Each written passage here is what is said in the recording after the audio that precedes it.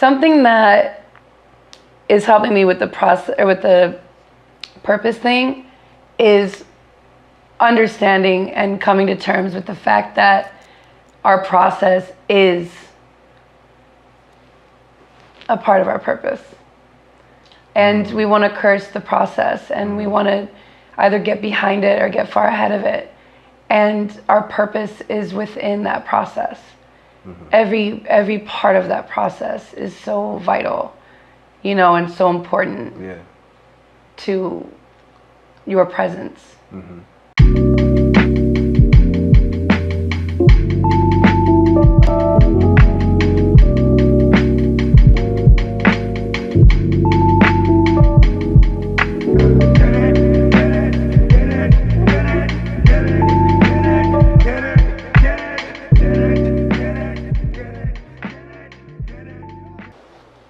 All right. How you feeling? I'm good. I'm good. I'm eager and curious. Eager and curious about what? About how this, you know. You see me? Yeah. This is so rad. I'm into it. So what are you eager and curious about? About this process, because I've seen it done, and you know, you just kind of wonder, like, what do I have to offer to this collective conversation? Yeah, I think you got a whole lot to offer. Obviously, that's why I asked you. Do you not feel like? Do you feel like you lack in that or something, or? Absolutely not. Really? Okay. Yeah, no, I think You have a ton to offer, right?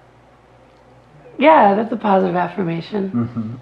But I think it's more about, like, it's one thing to have conversations like on a, you know, on a, maybe not a whim, but on an impulse or something, right? And then another one, just like candid joints, right? Just like without even thinking about it. Yeah, because it's different than like actually getting ready to, like, setting up a time and being like, right here, right, like what you got. Exactly. But it's cool. You don't have to like think about it. Just talk. Yeah. Well, hopefully that's what happens here. Like, hopefully, I know what it is. It is kind of weird because we talk so like fluidly, like just in general. So I'm like interested, like, if that changes, like this dynamic changes anything. You think it will? No, I think we're good. Okay. You sound very I'm really happy to be here with you. It's really hot right now. Doing this. I'm not hot. You're hot. I'm very hot. Really? Yeah. Well, you also been like setting shit up. I know. So how was your day? It was. What did I do today? Oh, so I started therapy. Oh, okay. And how does that go? The jam. Is it? Everybody needs therapy. I think so too. Yo, I wish we had like our, like, you know, mental health shit in order. With this country. I think that's the necessary next order of healthcare that should be universal. Maybe not universal, but like nationwide. What? Nationwide healthcare, mental healthcare, like, because it's kind of like a. But it's not the same as like all this insurance like clusterfuck shit that's happening. Like, you would say it's different. Like, you would pitch it differently. No, I'm thinking just more price. Like, is it affordable for everyone? Because it's such a like a ubiquitous issue. Like, it's prevalent everywhere, especially as my theory is like, as a first world country, when your problems become more like trite and just not as important as you progress, as you evolve as people. In a first world country, I think the issues that start happening are, you know, between your ears and shit. Like, they become mental things. And I think that's what we're you're saying, sorry, I just want to see if I'm hearing you right. Yeah. So you're saying that, like, they're one and the same, like one follows the other. Like, that all the health could then be like if your mind, like it's coming from like the epicenter, which is like your mind. Like, are you saying that like? Yeah. I'm saying what I'm saying is like, so you know how healthcare now, the big fight is like just like physical healthcare. Like everybody should have the right. That's what they're kind of like, fighting for right now. Right. But I think it goes even beyond the physical aspect of it. I think everybody should have mental health. No, baby, I know. But what I'm saying is that mental health is a part of that. Of that. Like through my LA Care. Yeah. Oh, is it really? Yeah, through my insurance. See, this is why I'm ignorant. Okay. It's okay. Through my insurance, I also have, there's like a mental health within that umbrella. Oh, that's great. Yeah, so they were like, oh yeah, you can like see a psychiatrist and this, that. Yeah. But my therapist I found through a friend, just through always being like real open about like where I'm at in life. And she's like, yo, I go to the Jung Institute, Carl Jung. Freud, He's so that's like, I had to fill out this application, this application, and it's funny how app, now we think of an app and we think of like a device. Yeah. Instead of like something you do, Yeah, exactly. Yeah. So anyway, so then fill this application out, and then they were like, it could be 6 months. There's like a long wait list because it's like cheap as dirt, like fucking prime, supreme, like service for like cheap, Really? And they always try to get you with the money when it's like some shit like that. I can't be the only person that thought like therapy was expensive and shit. Like it was like almost like a. It is because it is. It is expensive, but the rumor is true, right? Like it's like a rich person's like I don't know, anecdote. Is that the right word there? I've always loved that word. Anecdote. What does it mean? But I was gonna follow that with I don't know that I know the definition as much as I love the word. It sounds good though. I think an anecdote is something that sets you up for the thing. Yeah. Not to be mistaken for like foreshadowing. Yeah, I love a good foreshadow. Me too. When I realized when I learned what foreshadow was, and then I was able to apply it in like grade school or whatever. When did you learn it? Did you learn it? Yeah, when did you learn it? Wait, I have a question real quick. Yeah. Why is it called grade school? I think depends on where you're from. I called it elementary school. No, do I? Because it's not a grade. It's not a grade. It's but you're like 11th, 7th. It'd be called. It should be called number school. Why? Because I think you're going by numbers. That's how you know you're achieving and stuff. Well, I think grade school. So when I hear grade, I hear like A, B, C, D. But when I hear numbers, I hear 1st, 2nd, 3rd, 4th, 5th, 6th, 7th, 8th, 9th, 10th, 11th, 12th grade. I see what you're saying. So, number grade. No number. We're not getting rid of grade altogether. We're just gonna keep the grade in there, but put the. Oh, I'm sorry, I fucked that up. Number school. Number school. And not a grade school. I feel like grade school is like European, or like not even. Oh, you might be right. You might be right. I think it's a European thing. You might be right. So over here, do we say elementary school, right? Oh, you're right. But you know what I would love to know? What grade? Whoever does use grade school, and it's like. Why do they say grade? Like properly applied, then I would want to know why it's called grade school. Now you make a very valid point, and I want to dive in deeper. Wait, do you know what actually might be a really easy remedy for this conundrum? Google? Yeah. Well, no, I was going to say the dictionary, because we could look up what grade means. And grade might actually mean, like there could be another definition for grade, which is why grade school works.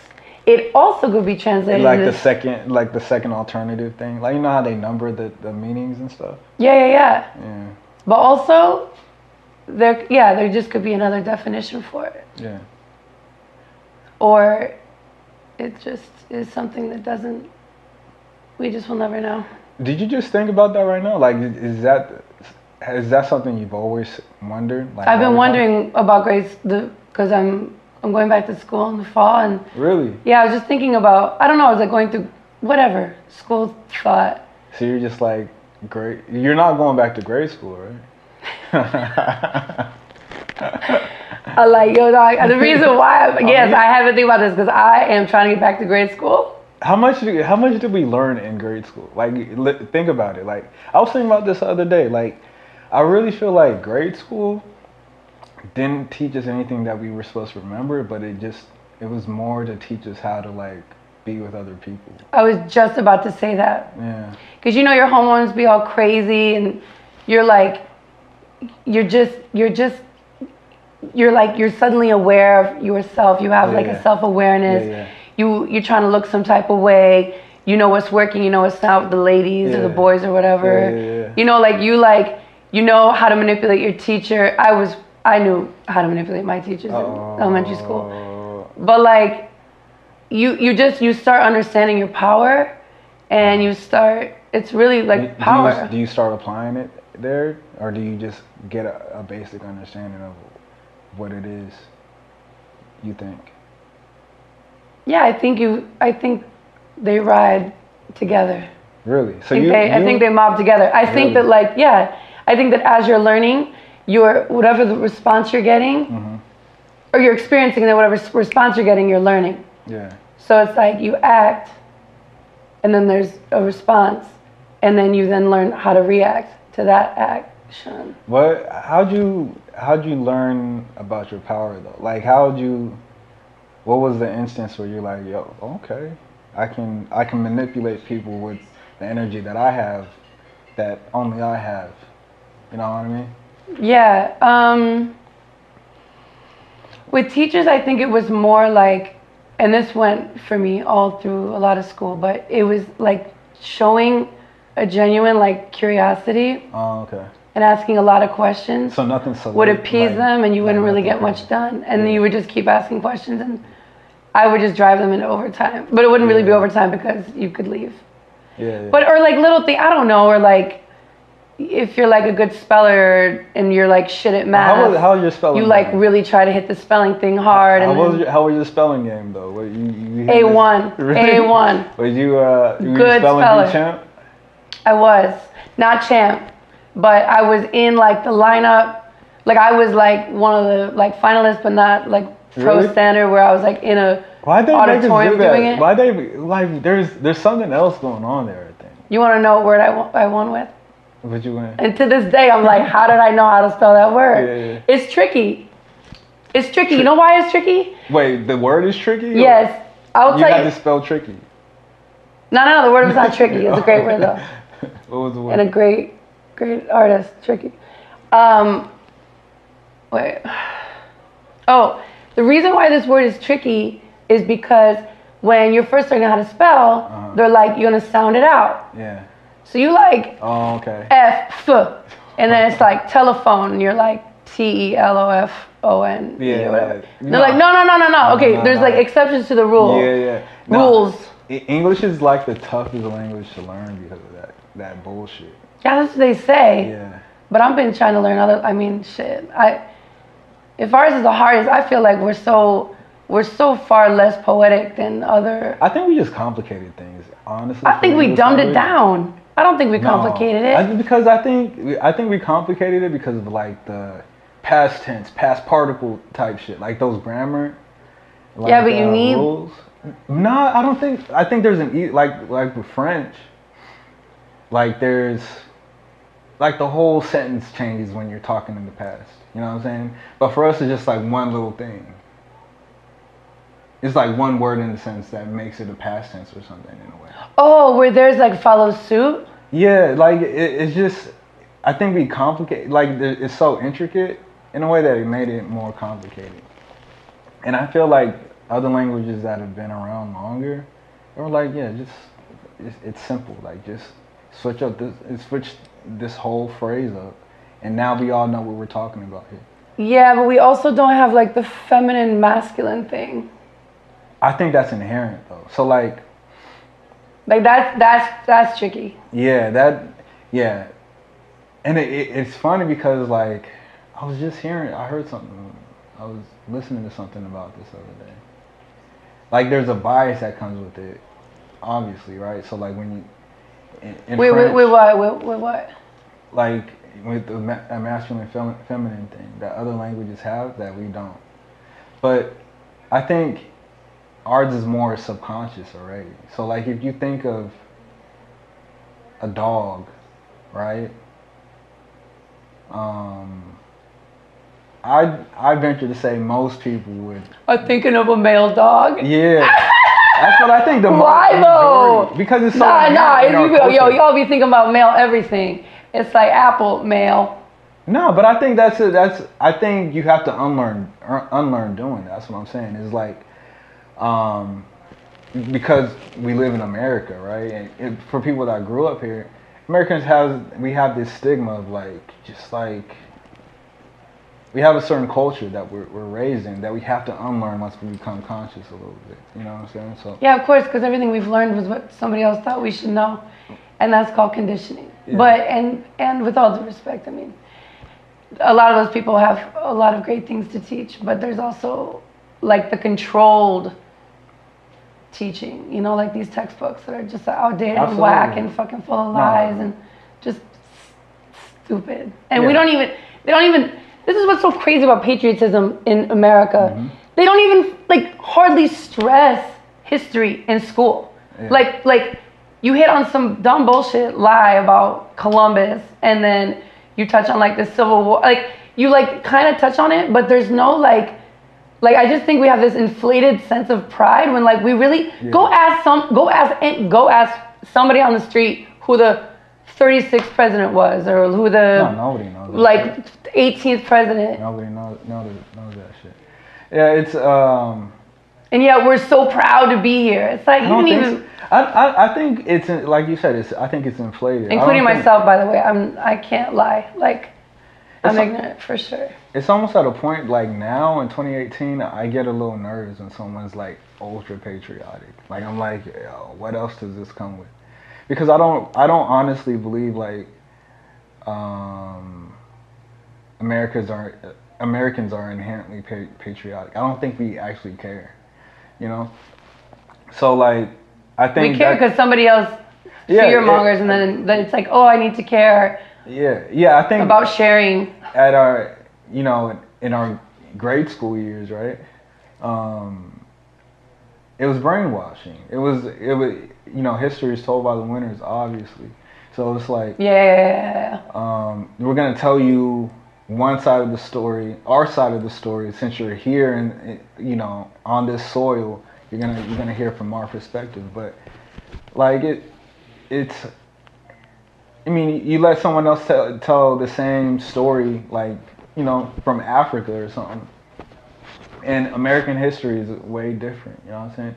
So then, like you get older, like for me, I struggle with what is. I think the nation is struggling with what is truth now. Yes. You know, and I think that's where it stems from. It's because you get all this information available to us now that contradicts what we were brainwashed with before, and so now you got like this whole generation that's like looking at you sideways because that's not what I learned. You know what I'm saying? Like, and at the same time, like the new information that we're getting is very logical. It's like, oh yeah, that does make sense. You know? Yeah, I read this quote, and I'm sorry that I don't know who said it, but it was something circling around the NFL, you know, anthem thing. Yeah. And it's the national anthem, right? Not the Pledge of Allegiance. We've been talking about this grade school. The anthem. Pledge of Allegiance, isn't that the? Oh no, yeah, the anthem. Wait, say it right now. Do it with me. Which one? A Pledge of Allegiance. Do you remember it? I don't want to remember that shit. That's weird. But the reason why I just said that was because we like that is ingrained in our minds. I have not said that since 5th grade, and I'm like way beyond that now, and like I know every single word. It's like burned into you. Yeah. And you don't even know why you're doing it. Like, why am I at that young age? I'm like trying to see if I want to do it when I'm older and a little more like, you know. Like all you need is the first couple words, and you can take it from there. You're like, I pledge you, and then from there, everything just comes back to memory, right? I know you know it. I don't want to say it. I don't. Like I really, it's such a weird, because I really feel like that's the same thing as like I was about to say casting a spell. In a way, it kind of is, but it's just something. Brainwashing. It is brainwashing. Absolutely. Because it's like you're mindlessly, you're massaging someone's subconscious in a way that they have no control over at that point. You know. Absolutely, I feel that way about baptisms and things as well, like in the religious realm of things, where that should be. Wait, hold on. Where's your mic? You could have exposure. Oh no. Oh, you got it. You're good. Are you sure? Yeah. It's gonna be all. I'm the most fidgety person that's ever done this shit. I'm fidgety as fuck. Are you? Yeah. I can't even notice. Well, you already got your shoes. I'm like. Why you move around so much? I don't know, because I think I have restless leg syndrome. How fast your mind travel? You think like how do I measure mind travel? Yeah, I don't know. That was a turbo. Question. Turbo. Yeah. That's how you're gonna categorize it. Turbo speed. It's a. What is it when in a plane? Are they knots? Jet speed? No. Knots. Come on, man. You call it like. I know I'm all acting like I'm some aerospace like genius or some shit. Yeah. What were you saying? I just cut you off from saying something really interesting. About like. Oh no, just that at a young age, you're baptized and you're introduced to like a certain religion and you have to like abide and you're just kind of like engulfed in this very like the formative years, like incredibly formative years of your life. Very impressionable at that age. Yeah. It's like your mind is mush. Yeah, you're like I was born a Christian, I was born a Jew, I was born Muslim, I was born, and it's like actually you weren't. Yeah. You weren't. Yeah. Through rearing and influence and somebody projecting their own thoughts onto you. Yeah. That's how that happens. So I just feel like it would be cool if there was, I don't know, kind of a thing where it was like, this is what this is. It's up to you if you would like to learn more about it. Like, I'll lace you with what you need to know, but like being born into it. And I'm speaking from like a lot of experience in that and a lot of trauma and a lot of like. Right. So there came a time where I was like, damn, like it was never a choice. And it was never a choice. Like most of, our come up, we're just subjected to, whoever's influenced your life got us. Yeah. But if you want to go real heady, we've talked about this before. Yeah. Could also very well be the people that you chose. So, right. To come in contact with and to like. No, I even said it this past weekend. I was like, I don't think. Say if I was born in China or say I was born in India or something, I don't think I'd have the same faith as I do now. You know what I mean? Because it's so subjective to where your environment, like you were saying. Yeah. That you get to a point where I'm at in life. It's just like you get to a point where it's like, all right, there's like this fight. Especially it seems, and it's funny you bring up like mental health. It's just like there's this like never-ending fight for peace. You know what I mean? And it's just like this. All right, what is going? But you just said it. A fight. It's a fight for peace. It's just crazy. It's ironic, right? Yeah. You got to fight for that shit. So it's like at this point, the way I think about it now is like, all right. Or do you have to? Because there's different ways of fighting, right? Like there's. You can fight through compassion, or you can fight through hatred and fear.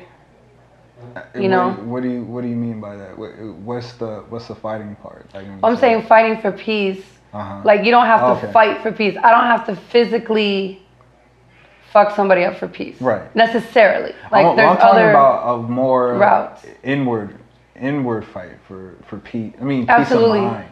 In this Or sense. pursuit, yeah. Yeah. A pursuit of that, of peace of mind. And so I think that's what everybody's trying.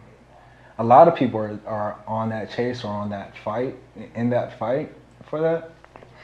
And so my personal pursuit or fight for that right now is just kind of like observing the things that have always given me peace of mind. You know what I'm saying? So like, I grew up Christian, right? So I've always had questions as a child about that whole religion as a whole. Like, oh my gosh, you know, it slipped my mind that oh my gosh. What? Okay, I'm on board because I didn't even think about you and I. Our friendship actually is rooted very much in a belief. Yeah. You know. It just came back to you right now. Yeah, like we just haven't spoken about it in a while. Well, actually, we always speak about it. It's always like peppered in there. Yeah. But please go on. So you were saying you were raised Christian, and if so like in a way you're kind of conditioned with those kind of customs of Christianity. Customs, Yeah, like that's exactly what they are. They're just like rituals and like in a religion, that's what they are. It's just like habits that become so a part of your lifestyle that you do religiously, you know. And so you get to a point. I think this happened probably. No, I know exactly where it is. Like in my, in your teens, right? And you start having a choice now, you know, like what you want to believe or not. And so you kind of, those questions get even more deep rooted, and then there comes a resentment because sometimes you ask those questions and people answer them and it's not like totally true, or it's just like real off base and stuff. So there's like a moment in time when you're like, fuck all that. I need to do some searching to find out what the truth is. Mm-hmm. And then you do your searching, but you can search forever. Like you do. Yeah, there's no answer to this shit, man. There really isn't. And so like you come to a point where you got to make a decision about that, and so that's where I'm at with it now, where it's like, there's a comfort in the way I was raised. There's peace of mind. Familiarity. Exactly. So like it's a huge one. Yeah. So like you have certain customs, and so like at this point I'm like, I definitely I'm a spiritual person. I have faith. I have very strong faith. But I don't know about the customs. You know what I'm saying? Like, I make Christianity work for me, I guess, instead of me working for it, like how I was raised to do. You know what I mean? Sacrifice. Yeah, and I think people got God fucked up. You know what I'm saying? Like, I think God is different to everyone, and everyone has their own relationship with him or interpretation of it. And and I have my own thing, you know what I'm saying? So mine is not like yours isn't like mine, and whatever you believe in. So absolutely. I mean, I could believe the exact same things you believe, but my relationship is so intimate, right? And so personal, and so it's just an experience in its own, And same for you, and same for everybody. So like, there's a lot that stems off of even the likeness of belief or So what are you choosing? What is truth to you right now? What are you finding that?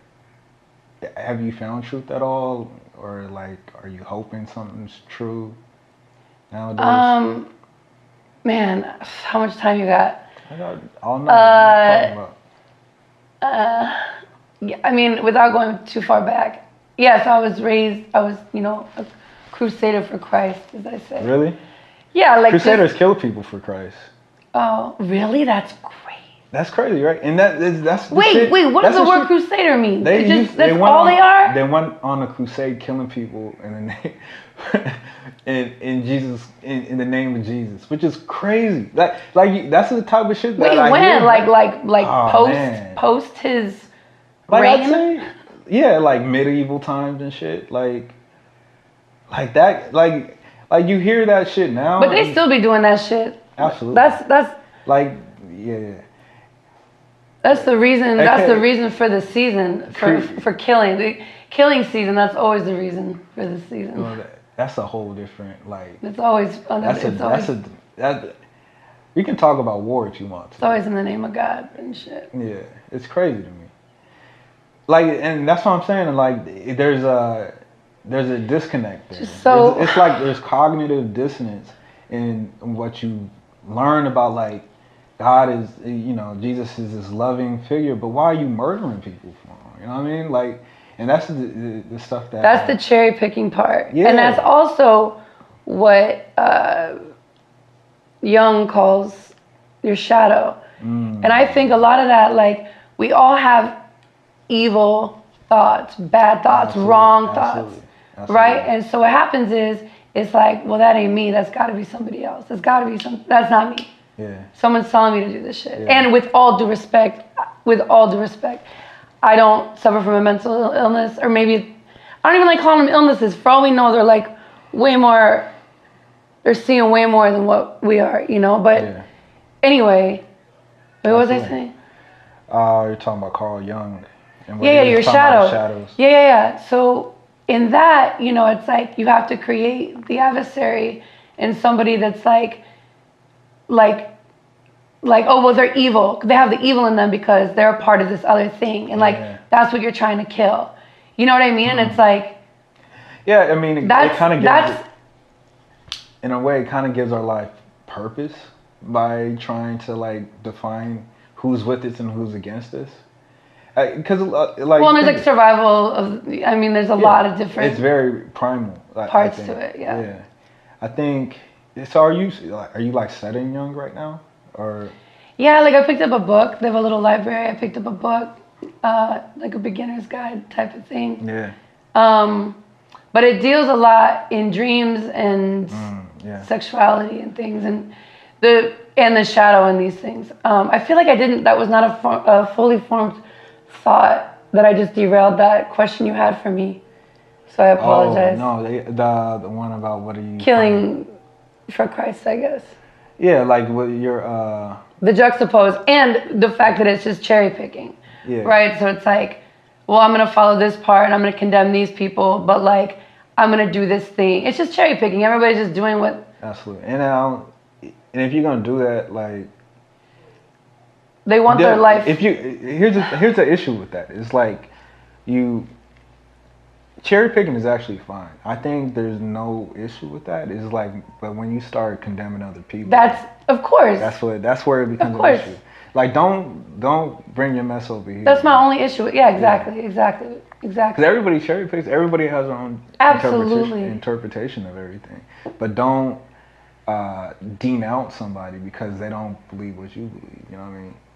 Well, when it strip them away from, like, strip their humanity from them. That's crazy. And then at the very best, fill them up with whatever the fuck, Yeah.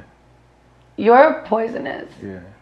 And when I say poison, honestly, I mean like just, detrimental poison, but like your poison, like what you, like you're like that like blood, I don't know. Yeah. That force, that gives you purpose and life. That gives you life. Yeah. So you got to that point because you were telling me what you find truth in. So so that's how you were saying how you were raised, I guess. Yeah, I was really into it. But I was also very, because of the church I was in, I had found myself So you were in yeah, that's so funny. Not even funny, but Like exorcism. It was, for me, it was more just like, well, you were in exorcisms and stuff. I would, yeah, like they would, what do you call it when they would have these conventions at these hotels. Wow. And somehow, some way, I was mad young. I ended up, I'm one of 7, and most of us, I think, were born at that time. Yeah. And we're in the hotel room. I don't know how, but somehow we ended up down inside this, like, whatever, banquet hall, and just experienced my first exorcism. And then like... They were exercising someone else, or? Yeah, they were all being exercised on the floor, like, Really? you know, of their demons. And so it was just like shrill screaming and like flailing around and like, you know, like speaking in tongues, and which that's another topic, because I still speak in tongues. But that, I'm not saying speaking in tongues is a bad thing. I just mean like there was just a lot of like, you know, energy. So you saw a lot of supernatural stuff at a young age. I saw the practice of it. I didn't see like, you know, demons leave bodies or anything. But you saw like just abnormal behavior from people, at least. Abnormal compared to not that scene, yeah. I imagine like a demon leaving somebody, they're not just like, all right, well, that was that. There's a full-on thing going on there. Absolutely, but that's like, you know, there's all of these different rituals and tribes, and and they experiment with psychedelics, or not even. There's this one right now where, I don't know if you've seen it. This shit's mad wild. Which one? It's in what is it, in Caracas? It's in Venezuela, and apparently there's no hallucinogenics or any psychotropic drugs involved at all. And I mean, they'll literally like stab themselves through the mouth, and they're like on the floor, like in full convulsion, they look like they're on those drugs that you see, all these like Florida videos that surface with like, oh, this is the new like synthetic street drug or whatever. Like when they're like, oh, they're turning into zombies, or they're just like, there is a complete takeover. And like their whole body and their whole psyche, or everything. You just have to watch it. And I'm bummed I can't remember the name of it right now. But anyway, the point of this is that in there's practices, I don't think that in order to reach that level of like relinquishing anger or sadness or like all of these subconscious, like, you know, that energy, I think you would be flailing around like that. I don't know like that there's necessarily a demon leaving you. I think anytime there is a collective consciousness and you're gonna feel something. And everyone's there, every time. I go to, you know what it is? You go to church. I've been completely taken over by that stuff. Like, even in like euphoric rays of like vibration. You even like say a rise of vibration. But you experience that like even at like a concert, you know what I mean? At a show, it's just I want to say it's the same feeling. It's a mindset for sure. But there's something. Or in yoga, people get in. It's just it's a collective conscious where everybody's doing the same thing. You're in it with somebody, and that's what that's what's spiritual about is. When you feel other people doing the same exact thing as you at a frequency level. You know what I'm saying? Like, and it's a safe place. Like you're like delving in together, like deep. I know. So here's the truth. I feel is that I know there's something going on beyond what we see. You know, so I know the mind is very powerful. So I know like at like like even a music show, you know what I'm saying? Like when everybody's bobbing their head to the same thing, there's something happening there. You know what I mean? Like it's at a spiritual level, whether you notice it or not. Or even forget bobbing your head, like fucking dancing. Dancing is very dancing. Spiritual. Dancing is very spiritual. Which you don't do anymore. I don't do in public. Which is crazy. I danced with you once. You're such an amazing dancer, and you told me it's a lot. You confided in that, and in me, and like, oh, I'm just blew it up. But you were just saying like you have a different relationship with dance now, like publicly, than you had before. I think it's a very vulnerable thing for me. And not that I don't like being vulnerable. I think it's so bare, you know, and it's immediately judged by the viewer, you know. So that's my apprehension to it. It's just like it's so bare. Is it though? What makes you think that it's immediately judged by the observer? You see someone dancing. I mean, it speaks volumes about somebody for sure. Exactly, and that's the thing. And it's hard to.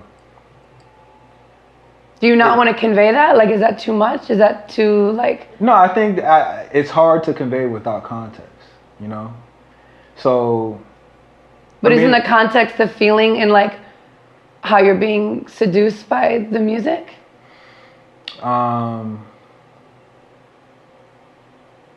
Like it doesn't have anything to do with anybody else around you. It's an art form to me, right?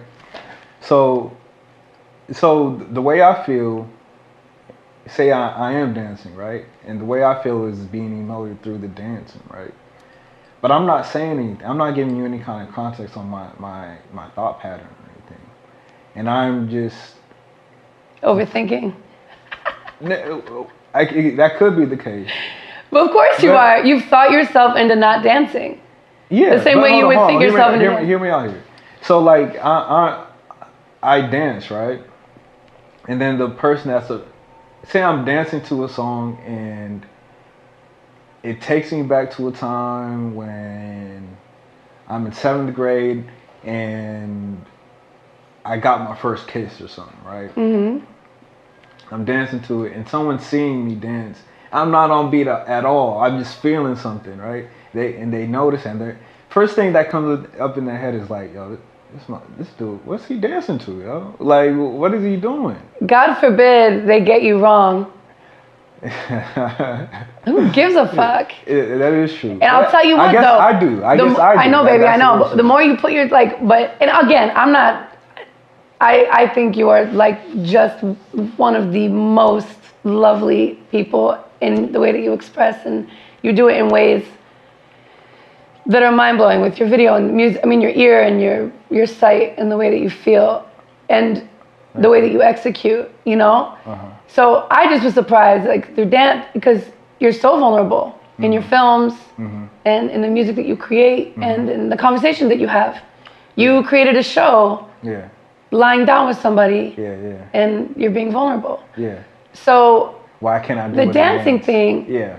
If it's just people around you, but I've dealt with this too. I know I'm hyper aware of that stuff too. I'm not saying that I'm always like down to dance, like not at all. And it's not even like it's just not as a rule. The thing is with me, it's not even if it's like a negative thing. So I mean, I know the example I just gave is it was like, what if it's perceived negatively? But it's also like for me, I don't like attention. You know what I mean? So like, I feel like if when I'm dancing, everybody's looking at me, and I'm just like, fuck, I don't even. Yeah, you know why? Entertain that. You know why? Shit. What? Because you're a really good dancer. No, come on, man. You're a really good dancer. Nah, I know. You have rhythm. I gotta make. If I make music, I gotta have some kind of rhythm. People ain't born with rhythm though. I've danced with several people that make music that don't. They dance, they do their thing, but rhythm is just a different. It's just a different part of that as a whole. And you've got like crazy rhythm. That's crazy. The rhythms. No, I think I kind of know where it comes from, and it's just embarrassing to me at the end of the day.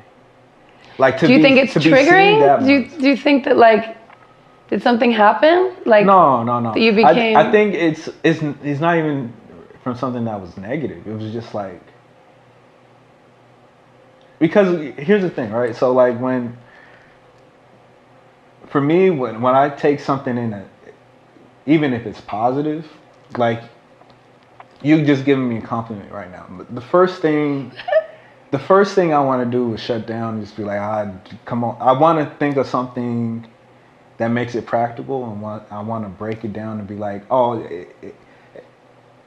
want to shut it down completely and be like, you can do the same thing that I do. Like, I'm not shit. You know what I'm saying?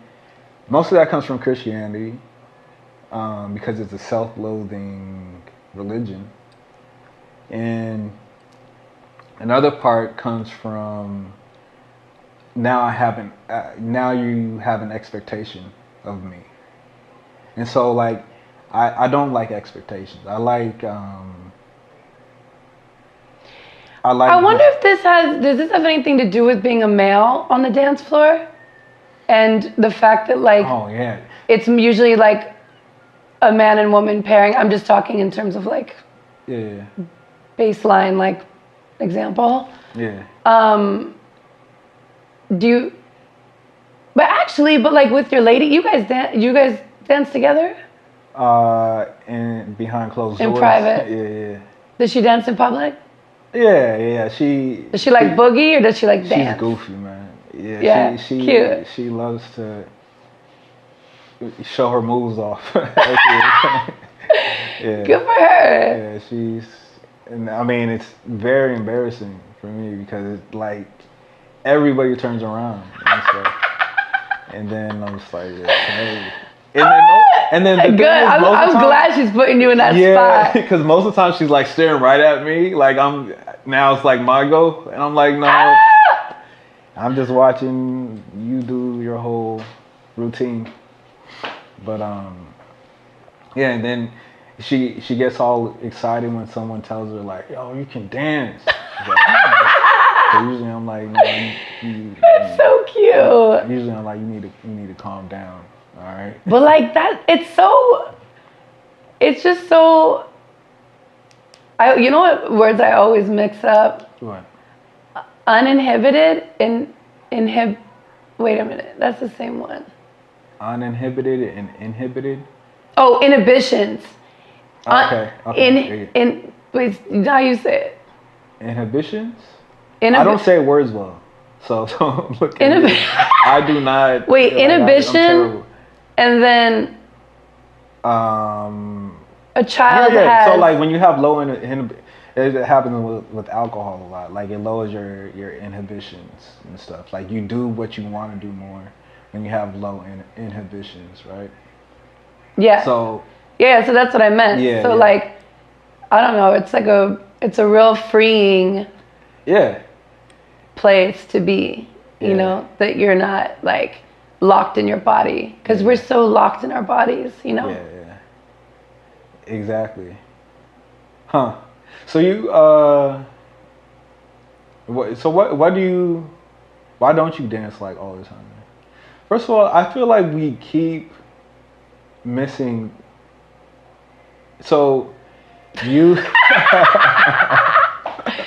Okay, so what's my relationship with God? Nah, I mean we're past that. I think the question is still, what is truth to you, right?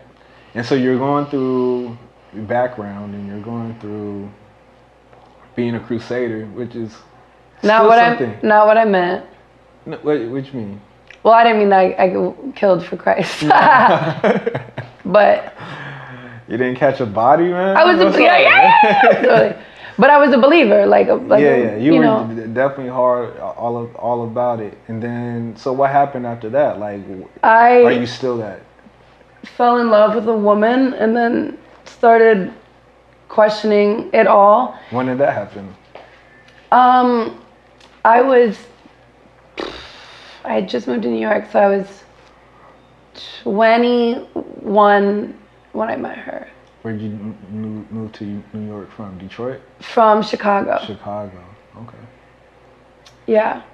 And she was an atheist. I've dated many, many, many atheists, which is very interesting because now I don't know I don't know.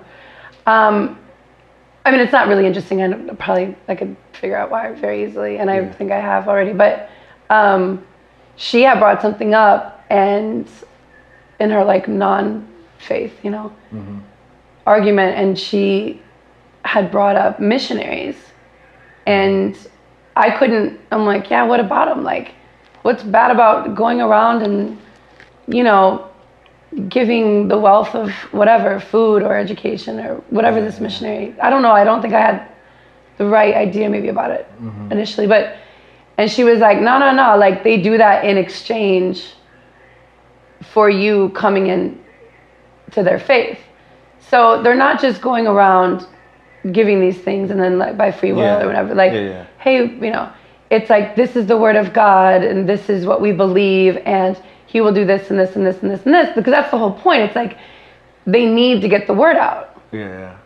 It's an exchange. That's their currency, is souls. Beautiful way of putting it.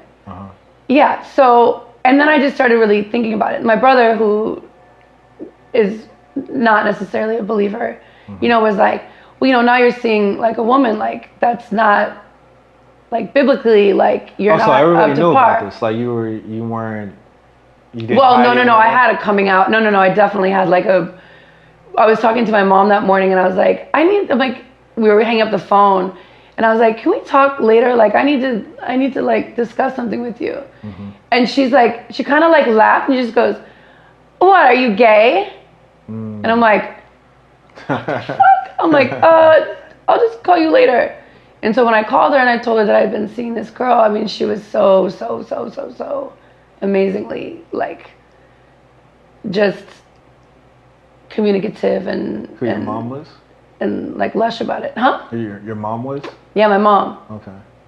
And because after that I was like, supported you then. Like it was a well received like coming out situation. Yeah, it was incredible, and she says, she's like, you're my child and I love you more than anything, kind of like the typical like other side of the spectrum than what like the other typical one is, which is like, were you expecting that? You weren't expecting that at all?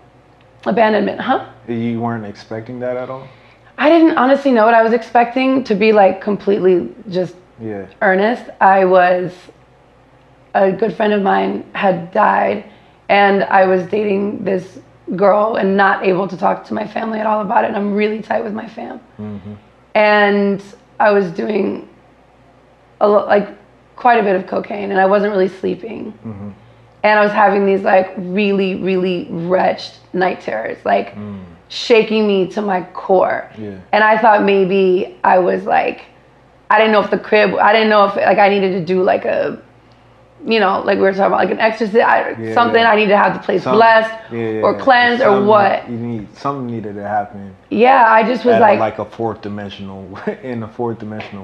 Yeah, like I just wasn't in a good way, and so that I was like, I think that this mental like anguish, like my mind is like, it's on like lockdown right now, and I'm not getting sleep, and it was just this whole thing. And I've always been 100% honest with my moms, and so I called her and I told her that. And she made the most amazing sense of it.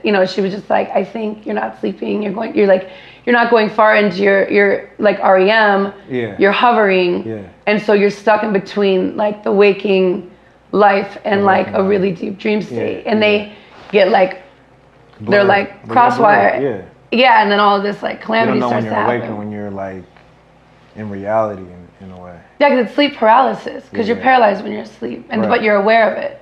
But I still want to know why it's so dark, and I'd love to know if there's any listeners out there that have experienced it in a way that wasn't so dark. Like I don't know if that's because of religion or what. Well, just the night terrors, the paralysis. The paralysis, what happens is there's an ominous figure, and you know that they're there to destroy you or do harm. And you can't do anything about it because you can't scream and you're pinned to the bed. You're paralyzed. So, but again, it's because you're stuck in that space. So I just have always wondered, like, why that? Like, why does it have to be dark? Like, why couldn't it be something like well lit? Someone really like the spirit isn't ominous. They're like luminous. Mm-hmm. I never thought about those two as like the inverse of each other. I don't know if they are, but luminous and ominous. And ominous. Yeah, they do have similarity. Yeah, they are like complete opposites. Like, when's the last time you used the word luminous? It's so beautiful. I love that about conversation. Because when you start getting into conversation, words like come up that different, you demon, yeah, because you're like, you knew. Yeah. But yeah. But anyway, so I had to like get it off my chest, and so there was a whole thing, and it went over really, really well. And then what happened from there? Like, do you still have these night terrors? I haven't had one since there's a lot of paranoia that comes when you aren't sleeping, and yeah. And by the way, I say I was doing a lot of coke. It was not a lot, but it was enough that it was altering your life. Yeah, like and it's New York City, so it's just like I was working a night job till 4, 5, 6 in the morning, like cocktailing, and then we go out, and then it's just so easy. I was mad young. I was like, just my mind was exploding with all of the like. Just sensory overload. Like, I want to get into all this. I want to like talk to all these. I want to like figure that like what is this world, Yeah. And so now you're in New York. You're experiencing everything. You start dating this girl. Yeah, so I start just questioning. I feel like the obvious ones are like, well, why is there so much? How come innocent people, have to suffer so gravely in life from the actions of others? And why aren't these, very oftentimes helpless, when it's a child? Or how is this allowed, Did she have an answer for that or something? Or what piqued your No, this was just me. This was your thoughts. Yeah, it was like the slow, like dismemberment, it was like it started with like the missionary thing, and then and then like, oh well, technically like all of these people that believe the same thing you do don't accept you and your sexuality, and then so you take it to heart when it comes to like Christianity and how they treat like homosexuals. Straight to the heart. Straight to the heart. Obviously, homosexuals. Every race, every other religion, Is it only Christians that? No, I think. What, like judge on that level? Yeah. It might be. I don't think. It might. Well, here's the thing, right? Because you grew up so heavy in that religion, so to be rejected by what you were actually raised in at some point, it's got to be traumatizing. You know what I'm saying? Yeah, of course.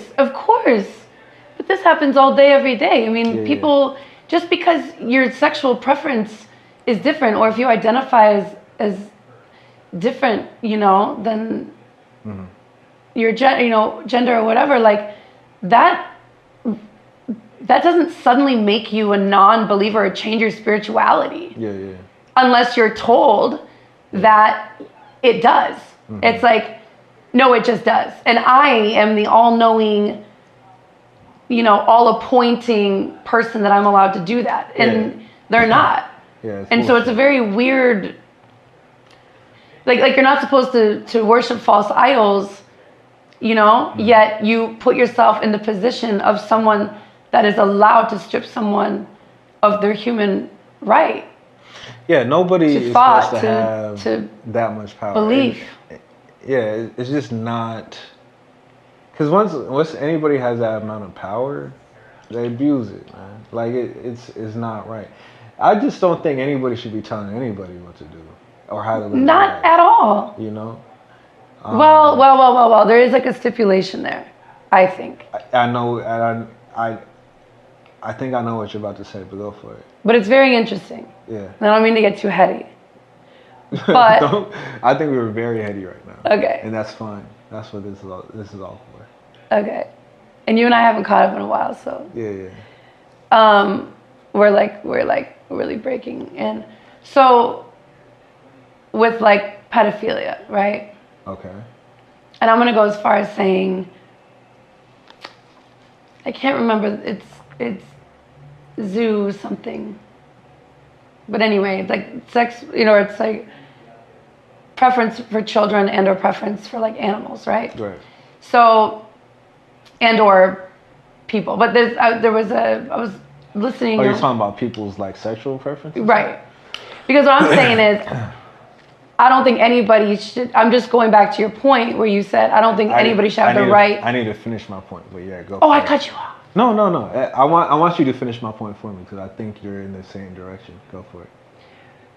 But that, I could easily just say something that takes away the power of another. Yep. Or is invasive. Yeah. In the way that it is violent. Yeah. And harmful. Yeah. Once it starts encroaching on other people's freedom and peace, but that's when it stops. That's when you tell people what to do. But check this out. Okay. And this is where it gets like, who are we?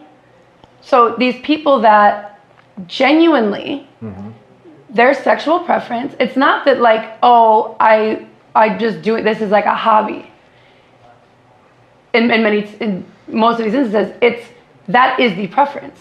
It's like, as much as I'm attracted to a male or a female of my, liking, it's a horse or it's a young boy, and I feel more whatever connected, and that is my desire. That is something, that is where I feel love.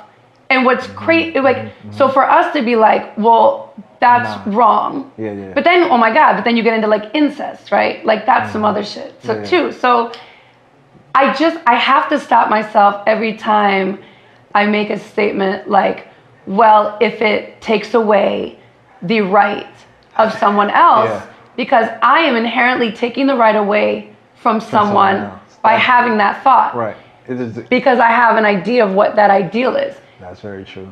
Yeah. So, and these people feel completely stripped. Yeah. They can't come out. They don't even, it's not even like they could say, oh, I have to go to like the gay bars, or I feel safest here or there. Yeah. You literally cannot go anywhere.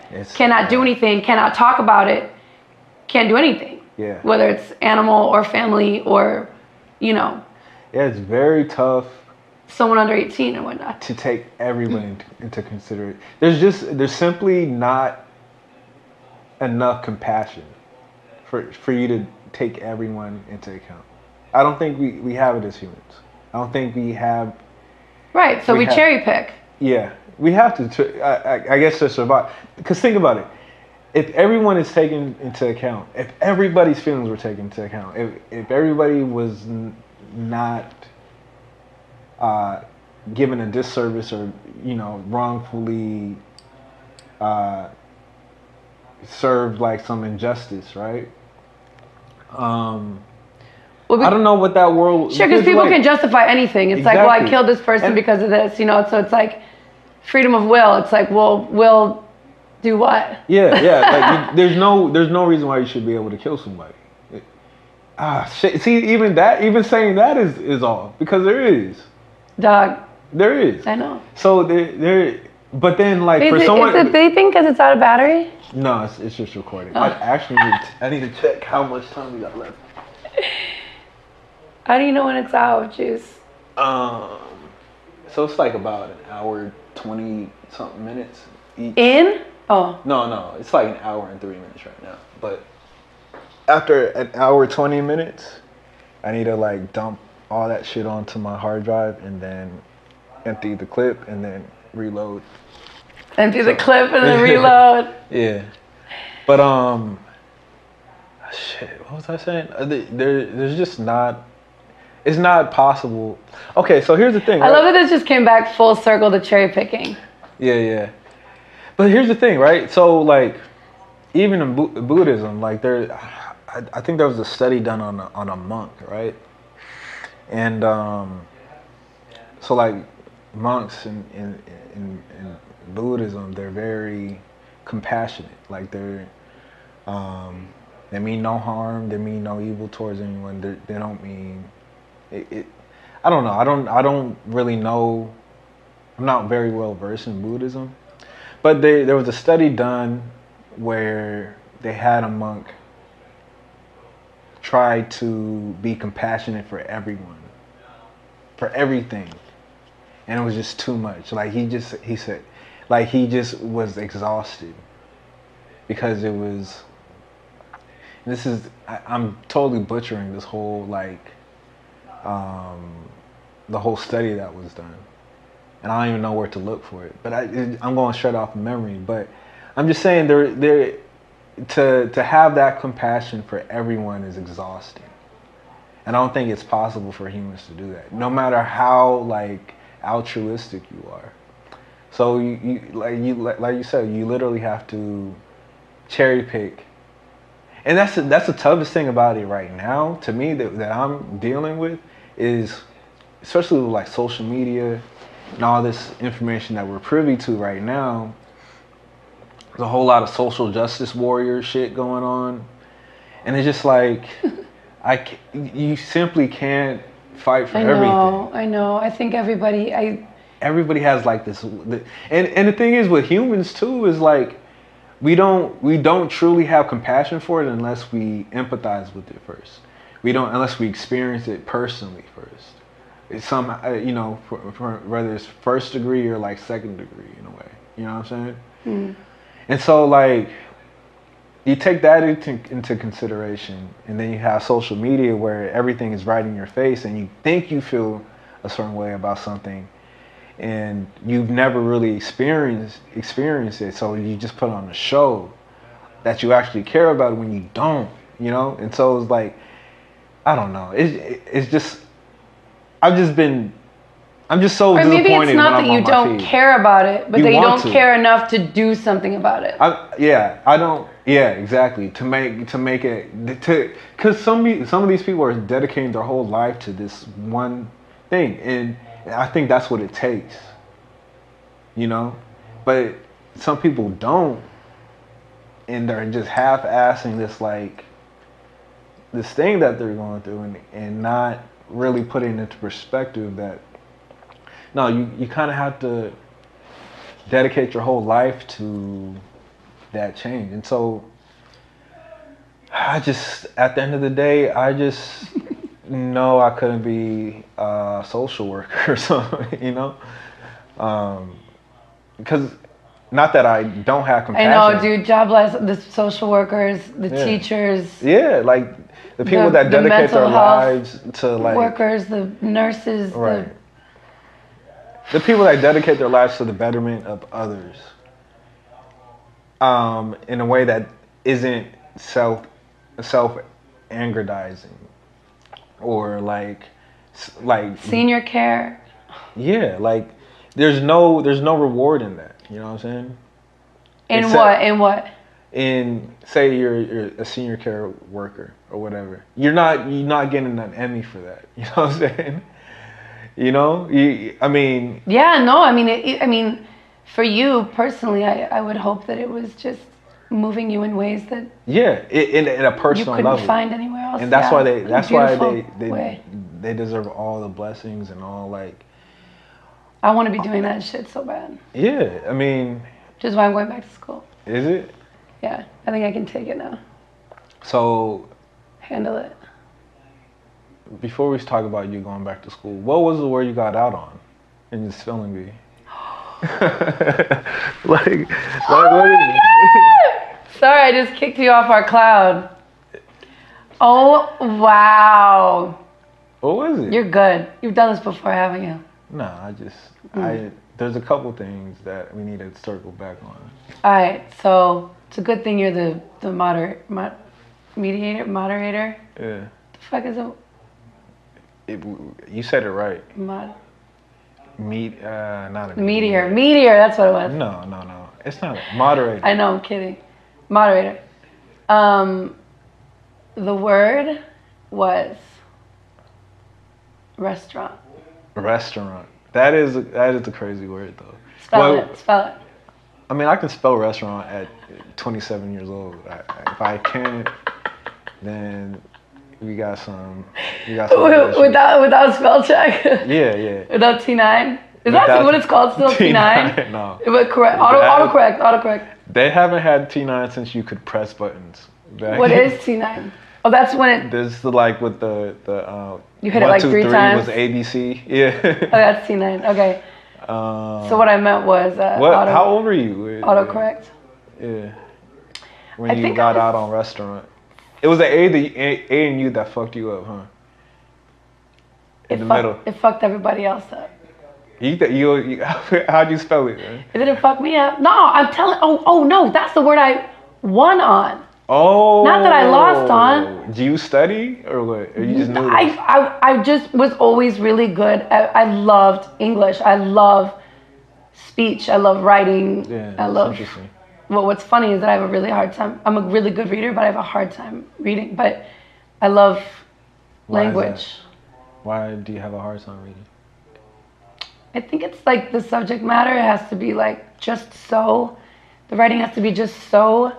Like sci-fi is actually really good for me in that way. Like Ray Bradbury, like they're like more kind of surrealist shit. Like can keep me locked, but and I dig an autobiography for sure. Really? Like, yeah, like reading like Marvin Gaye's or. That's like, someone that you already know, like you care about. Wait, hold up.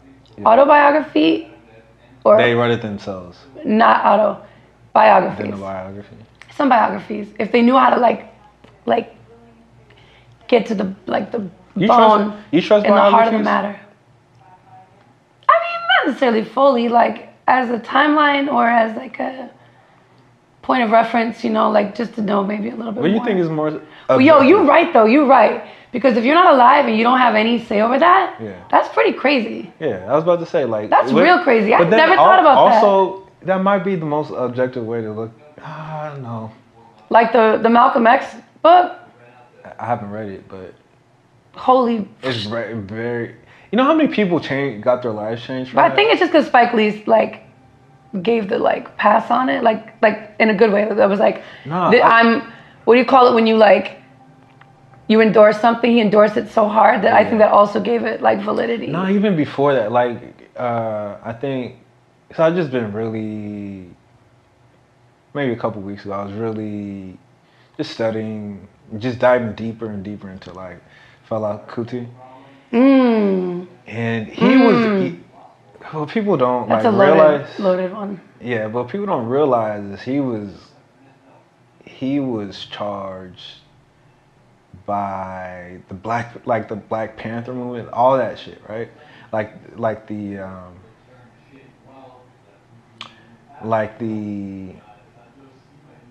what was going on in America when he came out here, and so he you said Malcolm X.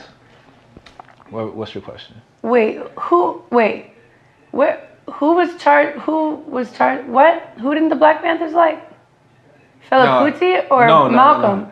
No. What I'm saying is like he was very influenced by them, Fela. So like he came by the Panthers. Yeah, and like Malcolm X. So he read Malcolm X's book, and he was like, because when he came out to America, right, he came for school to study music. Or he kind of fell into studying music, and then, but like before that, he was doing a lot of high life stuff, which is just like the typical like party African Nigerian music, and. Then there was a switch, you know what I'm saying? Like he started talking about more political things because of what he saw what was going on over here. Sure. So like then he went back home and was like, something changed. He started talking about the government. He went at war with the government, and that's like the fella that we know today. He's just like this political figure that was sticking it to. The president at the time and all that. But it was sparked from like Malcolm X. It was sparked from like the Panthers, you know what I mean? So that stuff is I don't know why I was making that point. I think it was just you don't realize how powerful that shit is. Because when you were talking about Fela's biography. Yeah, and you're talking about Malcolm X's. Oh, and Spike Lee. Are you still? Oh yeah, you were warm before. I'm like, oh shit, my mic. I'm like really warm now. I told you it was hot, man. Just a little bit. So, but kudos on the biography comment, because they deserve that. What do you believe more, the biography or the autobiography? Both of them have lies in it somewhere. Oh, every which way, I'm sure. Do you want to hear a story? I don't believe one more than the other. Do you want to hear a story from the person themselves? It goes back to like that history shit in grade school. Do you want to hear the story from the person themselves, or do you want to hear it from supposedly the person that got all the facts and other people, I guess? Whoever writes better. Whoever entertains you better at the end of the day. Yeah, it's true. It's not just good writing. It's like, oh, that's good writing. Yeah. I like that more. It's like it's so true. Or what charges you, or the intrigue, or the. I think the learning experience. Yeah. I think it's how the learning experience is. How do people get inspired off of like? Is conducted by the author, huh? How do people get inspired off of biographies and autobiographies and stuff? Like, how do you get inspired? Is it because? Well, do you get inspired by like record sleeves? Yeah, but that's like. And reading? No, but they have like liner notes and shit. The reason I asked, I just figured out why I asked that. Is because it's someone's life, right? A record sleeve is art on purpose. Like it has an intent, right? I guess if you're gonna write about your life, it's because you went through some shit, I guess. So there is an aspect of like, yo, you need to hear this stuff. Well, also it's like I'm speaking from experience to all y'all out there that can relate. Just you're not alone, and this is my story. So, but in a way, it's already. Oh, sorry. No, it's all good. In a way, it's already perverted that way. There's a mission that's going on when you go to write a biography or autobiography. Like you have, like even if you're writing fiction, right? Like you have a goal in mind where I want to express this one time I was in love, but through a metaphor between a dog finding, I don't know, something crazy, right? And that's fiction. So like, if you have an autobiography and the intent is to like inspire in a certain way, they already know why they want to inspire. You understand? Or am I losing you? I mean, are you saying that people don't just come across biographies, they like seek them out? No, I'm saying the people that write them, right? The people that are writing them, they already have like a. They've done like if they're doing their job right anyway, extensive research, and so many different interviews. I mean, countless interviews. But it's all geared to like prove this. It's like when you. Like their perception of them. Yeah, they already have like. But a good writer won't do that.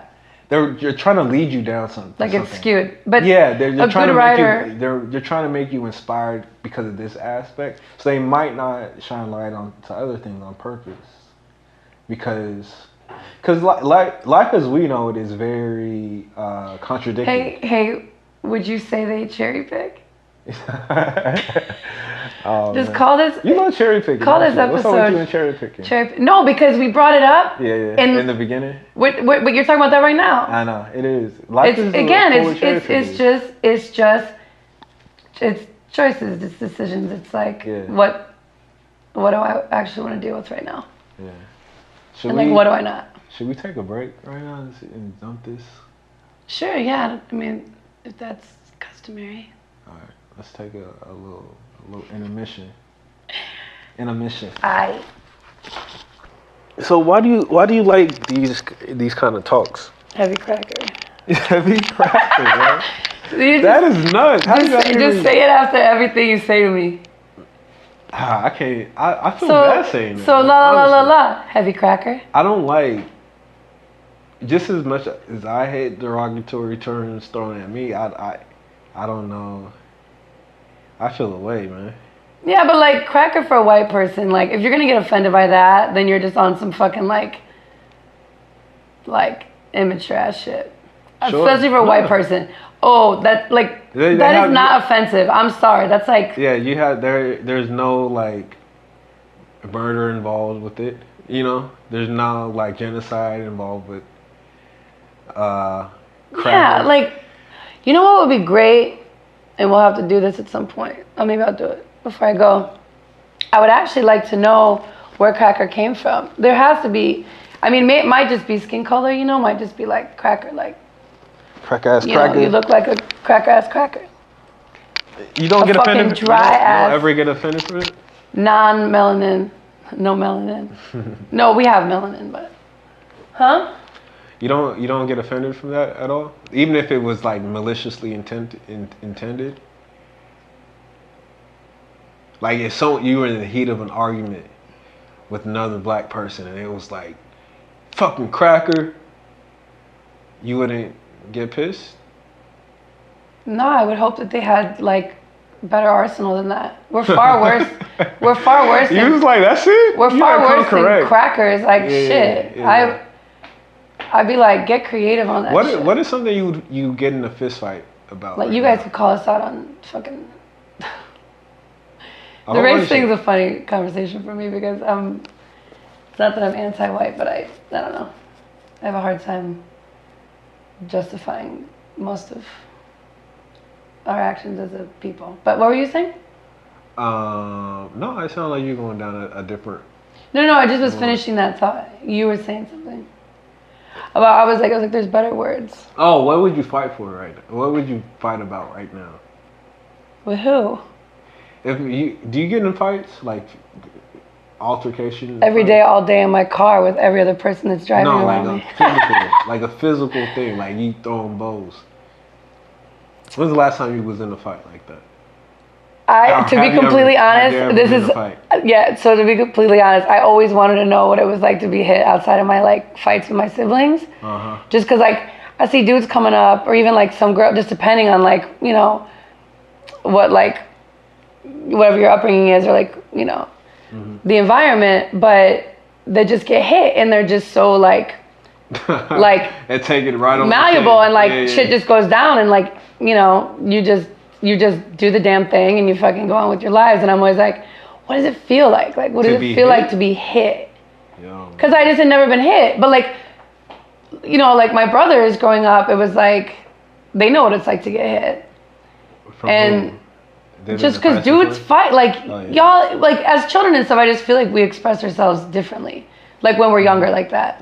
So you can't really say a lot with your words and it's frustrating. So you're like, you throw a ball, like I'm just gonna like. It's like I feel this. It's like and you just, you know, kind of collide. So I was really aggressive as a kid. I mean, I definitely I used to I'll call it horse playing, but I would gang up on the bullies in elementary school.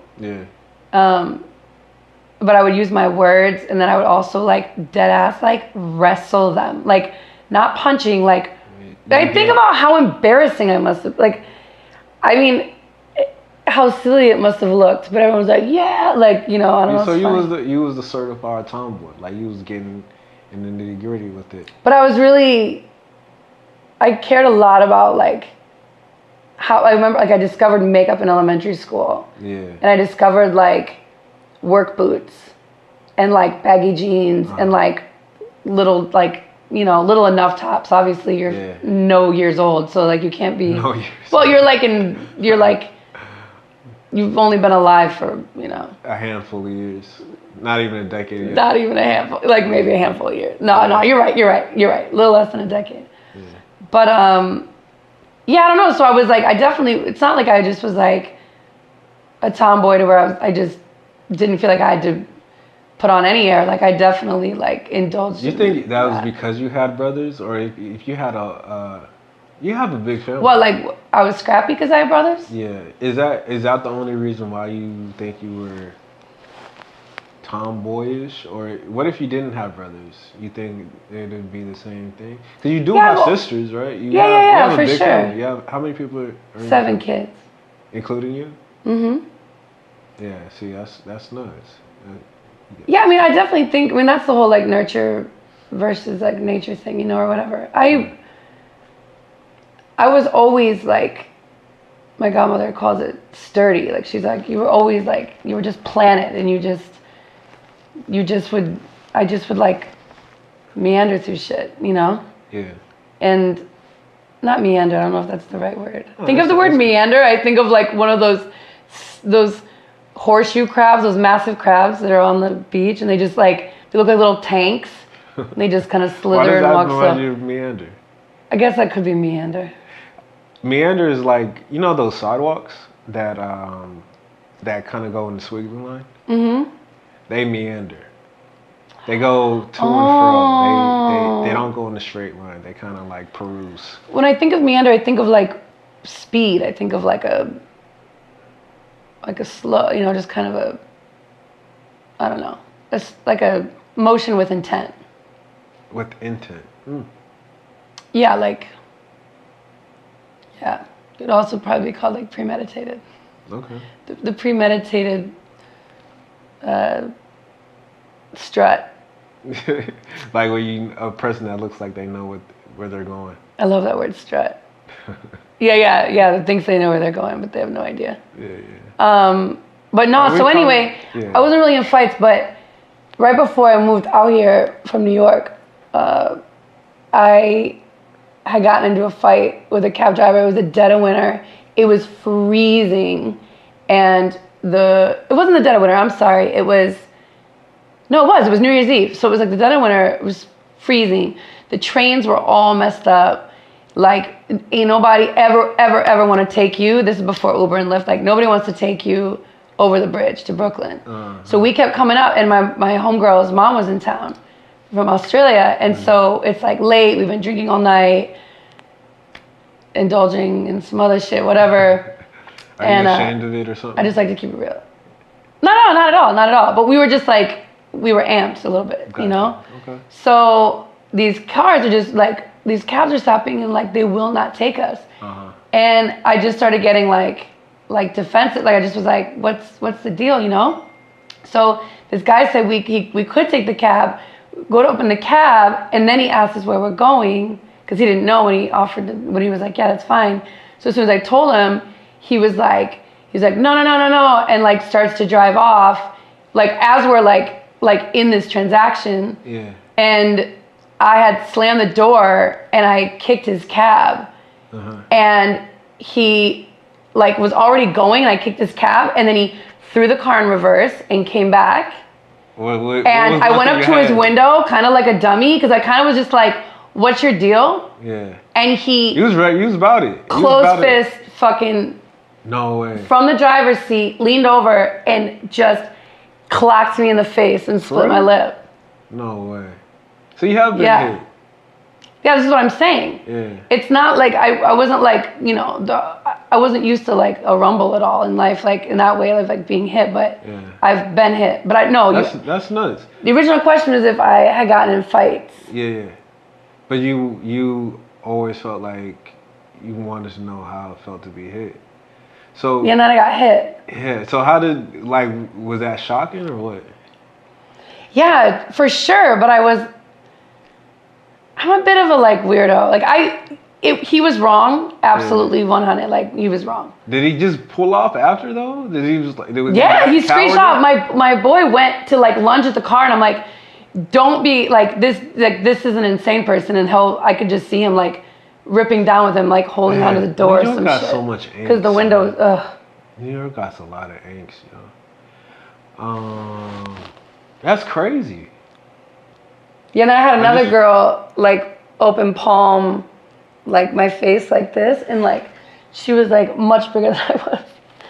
She was wearing booty shorts at the club. We were outside. It was dead of January. It was like That's 11 degrees or some shit. That's why she pawned your face, because she was wearing booty shorts? Well, because I had said she looked good or something, and I think she thought You was trying to holler. That was your opening line? No, I wasn't trying to holler. I don't see anything. I am nonstop complimenting people, or just you are intrigued and talking about whatever I see going on or what's happening with them. And I want to bring up another point, but you can go for it. Keep going. But yeah, so it was. I thought that it was innocent, but she took offense to it and just like cussed me out. I was about to say you are a very physical person. You know what I mean? Like, you're very hands-on. First time you meet somebody, you're gonna hug them, touch their face, something, right? Yeah. And I bet you that hasn't always went well for you, right? But would I still do it if I had the knee-jerk reaction to not do it because of being adversely, you know? No, I applaud you for doubling down. Because but I'm just saying, no, I haven't. And if I was more, I don't think that subconsciously I would feel that was okay. And to be completely honest, I don't know that it is. Yeah. It's just my natural response. Yeah. And I have to really think about maybe this person doesn't feel comfortable with hugs, or they don't physical touch, isn't their, their first language, How you think I take it? How do I think you take it in? Yeah, because me, I don't know. I mean, my lady knows this for sure, but I'm very I pick up a lot on what's the word? When you're moving and stuff, behavior that way. Physical. Body language? Body language. Thank you, man. So I'm very sensitive to that kind of stuff. And so like even right now, you've touched my face about 2 or 3 times. Oh. Which is just something that's never happened before. But because I know how nobody's ever said lady. I broke the third wall. Or what is it called? Is it the third wall? Well, I call it the contact barrier. Like this. Wait, are we supposed to have boundaries? Well, in life, yes. In your case, there. That's what I was about to say. I don't think you, and it's very natural for you, and there is no harm to it. I guess it's not malintended, but I don't think there are boundaries with you. Like you know how dogs. This is gonna sound bad at first. You know how dogs their hands are their mouths, in a way. Mm-hmm. Like they have to lick everything to get a feel. I feel like you kind of express in the same way, where you have no choice but to. You have such a fiery personality that it just comes out. You don't even think twice about. You probably didn't even remember that you touched my face. You just of course. You mean tonight or Yeah. Okay. On camera. I can go back. You can go back and see it, but that's what I'm saying. You don't even realize what you're doing because you're so present in the moment of your feelings, on your reactions to those certain things. So I bet you, for me, I'm very sensitive to that, and I kind of I get a good read on people's intent.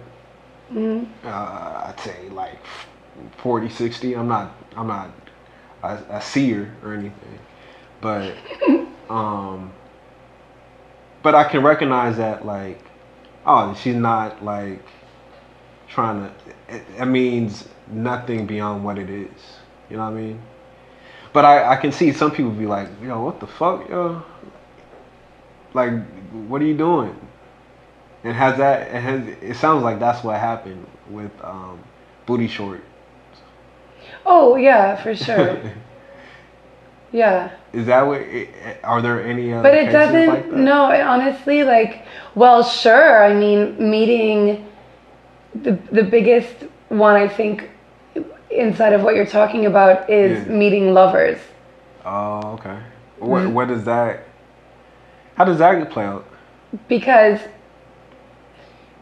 a woman or a man, you know, or non-binary, you know, whatever. Anyway, the whole spectrum. You know, with their mate, like they might not read. Like if they don't know me, and this is a common theme in my life. Oh, you're talking about people that If are they already don't know together. me, like say you're a girl, right? Yeah. This is just, I'll just use an example. Yeah. This happens a lot. So, or not a lot, but it happens. Mm-hmm. So you know me, and you know, you've seen me in a lot of different situations, and like mannerisms, or you know how I maneuver through the world. You know. Yeah. But she doesn't. Yeah. So you know that it's not threatening. Mm-hmm. But if she, you know, I see you all together and I'm like, oh my God, you know, and I do put my hands on your face, or I do hug you a little too long, or I'm looking at you a little too intently, or if I'm like holding your arms while we're speaking. Oh or, no! I feel but like the same with the lover. Yeah. Because I just had some shit go down where my ex boyfriend's new girlfriends didn't take it well that I was so overtly into her without knowing her. Yeah. The girlfriend. Mm-hmm. She was like, what is this girl on? Like, she can just, you know, just be so hyped on me, you know, and like, you know, the whole thing. So that was, you know, I had to deal with that recently, and it was like, oh, and I was also, I mean, it's a whole story. But anyway, it just kind of illuminated that for me, where I was like, oh, you know, of course, not everybody reads everybody the same way. And that turned out really, really well, because then after, she was like, oh my God, you're, you know, I get it. It's all good. I get it now, you know? Yeah, I bet you there's a lot of misconceptions about you because of that, you know? And so like, so you just. But I literally, I physically feel bound and like gagged if I have to like, if I can't love the way that I express love. Yeah. And not in a way that's like, you know, crossing boundaries or completely ignoring boundaries, or, you know, that is the last thing that I want. But my like inherent, I don't know if that's right. Yeah, that's right. Response is physical touch. My little brother just asked me the other day. He's like, what's your love language? And I was like, what? He's like, yeah, I asked this girl on Tinder like what her love language was, and it opened up this like interesting conversation. Yeah. And I'm like, I don't even know what they are. And so he went through them, and one of them, it's either intimate touch or physical touch or something. Yeah. And I was like, I would have to say that that's mine, because I feel. Everyone, you could be, I mean, you ask, it doesn't matter how old or how long I've known you or anything, I'm probably at some point going to touch you. Yeah, that's how, like, that's how your love comes through your fingertips, I guess, you know? It's really interesting to see, actually. Yeah, I mean, even, people be put off, like, like, even with, like, the homeless, like I really don't. There's no like exception to the rule. Like unless I get like a bad, and I have a very like, like astute kind of gut. Yeah. And if I'll know right away if that's somebody I can't touch. How is it with people? Does it change for people that you're actually into, like in like interested in like dating or something? Yeah, it's like times 1,000. It's amplified. Of course, yeah, especially like, I mean, intimately, yeah. That's a huge. No, I mean, on first like introduction. Like you get. That's interesting, actually. That's a really good point, actually. No, not necessarily. Is it toned if I kind of down? have some type of feel, like I think it's toned down. Yeah. I think I'm more reserved when I'm like cocking somebody. Like I'm like, Yeah, I think there's some truth to that for sure. Yeah.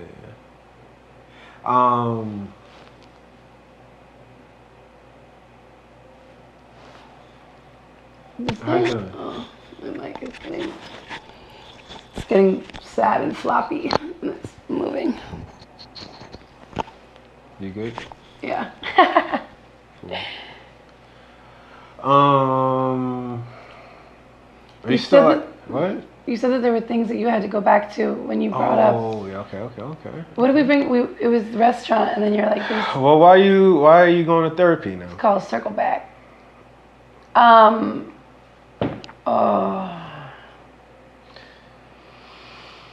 Because I've been really direly conflicted with what my purpose is.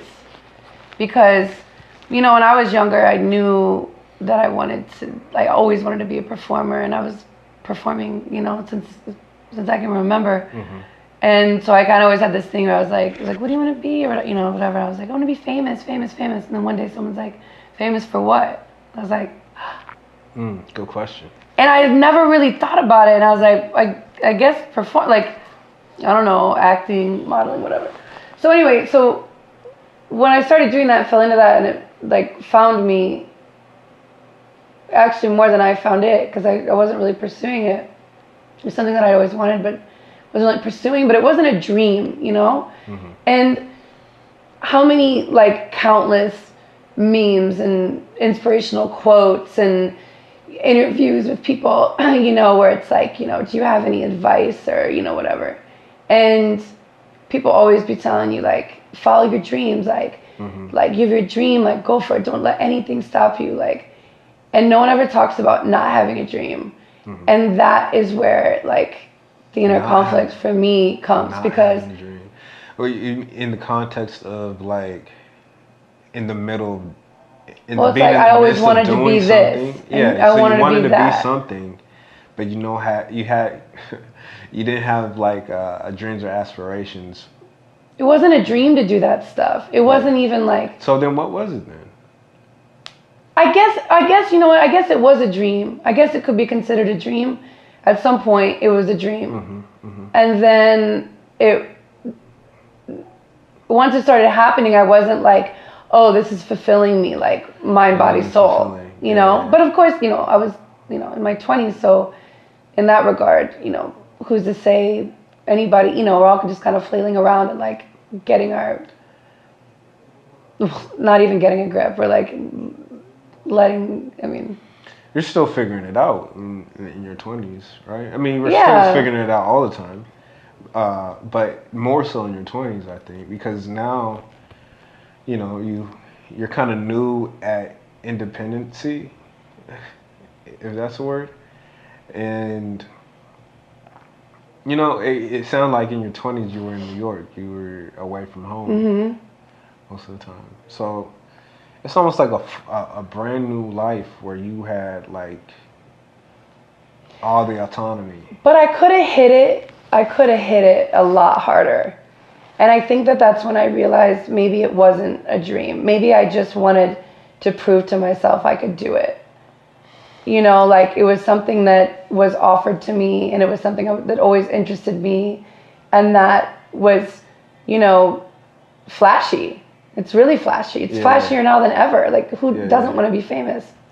Me, which is why I don't want to be in this shit anymore. But I don't think I ever wanted to be famous. I think that that's why it's part of why I like you so much. It really is. But I think because the word famous is just dirty already. You know what I'm saying? But there is something about fame that goes with respect. You know what I mean? There is a respect for the work that you do. There is something about fame. I think there's aspects of fame that's appealing, but the whole umbrella word of famous is almost for me, it makes me want to projectile vomit. It's just so nasty to me. Same. Because I don't like the consequences of it. Because I think that's all that happens to it. I don't think there's any reward in fame. I don't understand the obsession from the onlooker.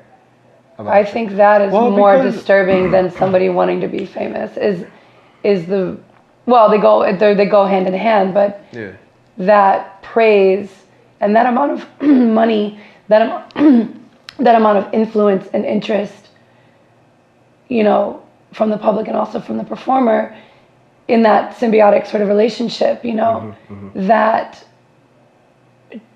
we're, you know, civil servants do not receive. And they do maybe in like a microcosm of like the community or town, like or employee of the and of course month or with the something. families that they're like, you Yeah, know, for sure. helping solve, you know, mysteries and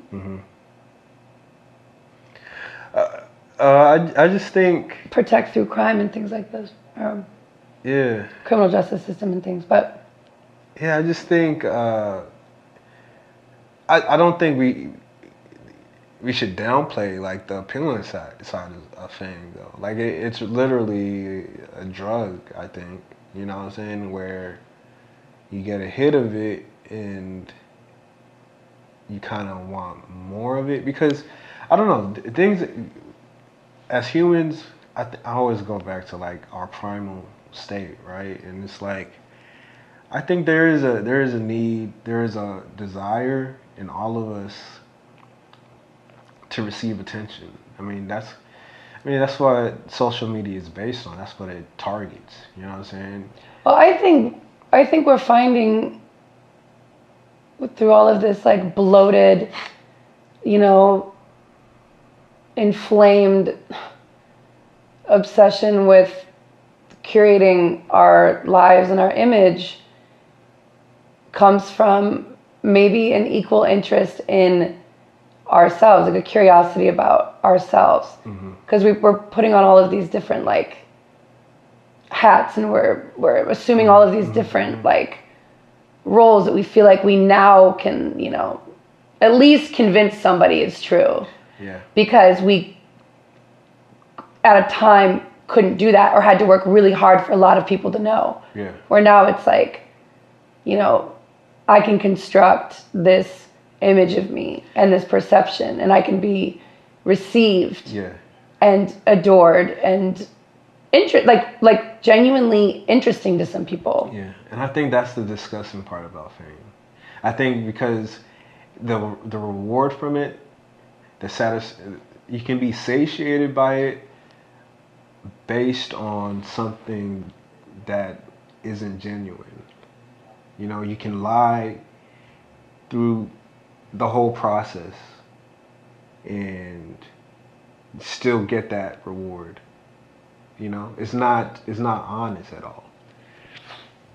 And I think that's what you were just describing. Like you, by any means, like you can be what you want to be on those platforms and stuff. Well, and I mean, more times than not, the person you're experiencing on camera, or on stage, or more so, I'm going to talk about camera. I don't know stage as much as I know camera, but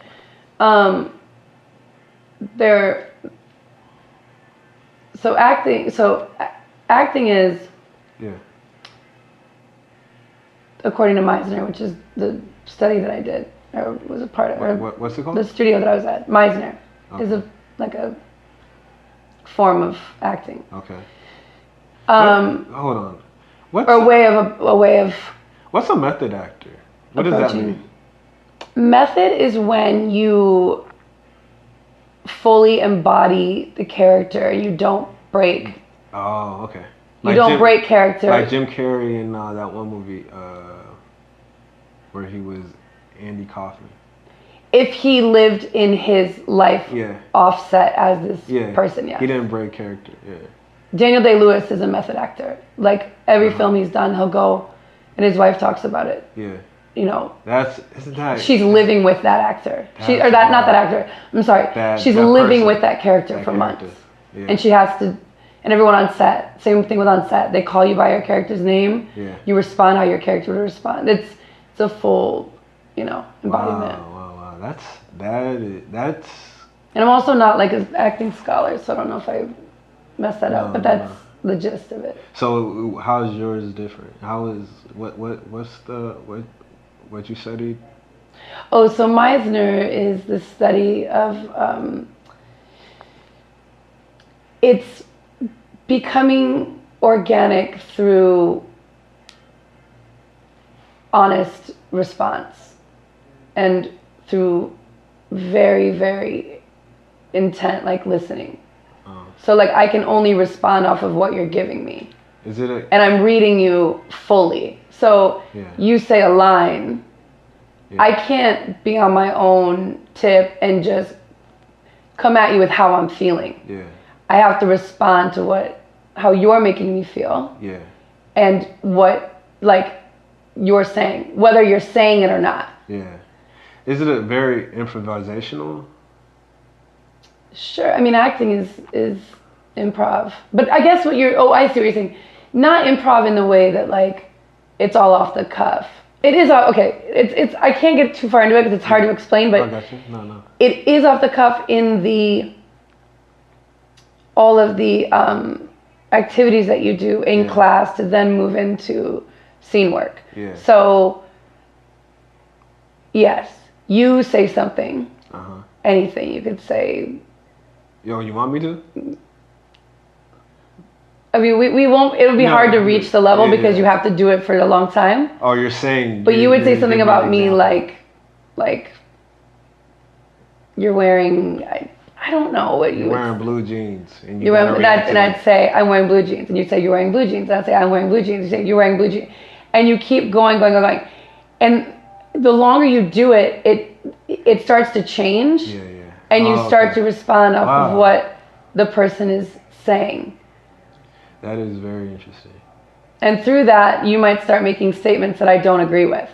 Really? And then I have to respond saying what you're saying in a different way. Yeah, I'm just so fascinated with like how you learn to act, because I feel like even those, like they're like little performing art pieces, like those classes. You know what I'm saying? Like. Well, I don't know if it's learning to act as much as it is like. But like the exercises, well, yeah, I guess it is. Like those exercises are very, very beautiful. You know what I'm saying? Like they're very in tune with something that you don't get when you're sitting down taking notes. Like it's so involved with what's going on in a visceral way, you know what I'm saying? All types of people take those classes. That class, I don't want to say single-handedly, but like it changed my world as I knew it. Yeah, like I would want to. I don't know if I would want to, but like I think I would still benefit from a class like that, even if I wasn't trying to act. Oh, absolutely, you know everyone. Yeah. Like oh my gosh, like. One of the biggest things I learned in that class was that love is an action. It's a doing, it's a verb, it's a movement. So, and I don't mean a movement as like a movement of people. I mean, it's a movement inside of yourself, and it's a movement that you're offering somebody. And so in that, and it not being a word, like you can tell someone you love them all day long. But if you're not showing it, and if that's not love to you, then you gotta like that's not love. Yeah. That other person could say, well, I hate you, but I love you. And if hating is not your like definition of love, you know what I mean? Like and they're not doing anything but hitting you, then you're not receiving that. Then that action isn't love for you. You know what I mean? And so all day long, people put up with the craziest stuff, including myself. I went through some like a very abusive relationship, and so anyway, that was a big one for me, and then also just in a conversation, like you're genuinely hearing the other person, and I don't have my own agenda, I don't have my own narrative, I'm not just waiting to hear myself speak, I'm not waiting to make my point, I'm not waiting to turn the tables to me so that I can indulge. Like it's not about that. It's about like, and that's what you and I have, it's, and of course, like we cut each other off sometimes, and we have a lot to like say because we feel a lot. Yeah, especially if we haven't seen each other in a minute. So and that's a beautiful thing about what you've created in this in this space is a conversation, you know. Yeah, it's really. Where you play off of each other. Yeah. And you get honest. That's how you get honest. You know? Yeah. Yeah, I just think those classes I've heard about. Like I heard some exercises like that in acting classes. I'm like, yo, that's like very therapeutic. It's not even like even if I didn't have an intent in like being on the big screen, I'd get a benefit from it, you know. Yeah. But why were you talking about that? I'm trying to remember. Like, why did you bring up Meisner? Why did I bring up Meisner? You're talking about your process and how you came to acting in a way, I think. No. You went to the school of yeah, but why did I? I'm terrible. I'm no, so you've trash. been great. You've been retracing so much. Why were we? What was the? What? We were talking about fame for a little bit, and then we rolled into that. Oh, fame. Well, fame. I'm gonna live forever. Well, I guess so. Like for you acting, so the source of why you wanted to do it initially was for fame. Yeah, as like a kid, like as a kid. But I don't know. I don't think it was about fame. It was about it was about what I was receiving. You know, it was just awesome, like receiving like, you know, just positive reinforcement and attention of like, oh my gosh, you're really good at that, or this, like you make people feel good when you do that thing, or this is like, you know, it was just like it's really innocent and just pure, you know. It was like, oh, I want to take on these roles and play these characters and get to live all these other lives. And that's like the most beautiful part about acting, is being able to step into other lives, you know? Yeah. But yeah, it doesn't, I don't know. I think I was saying like a lot of people are really like, the camera comes on and they become more authentically themselves, or they feel that way.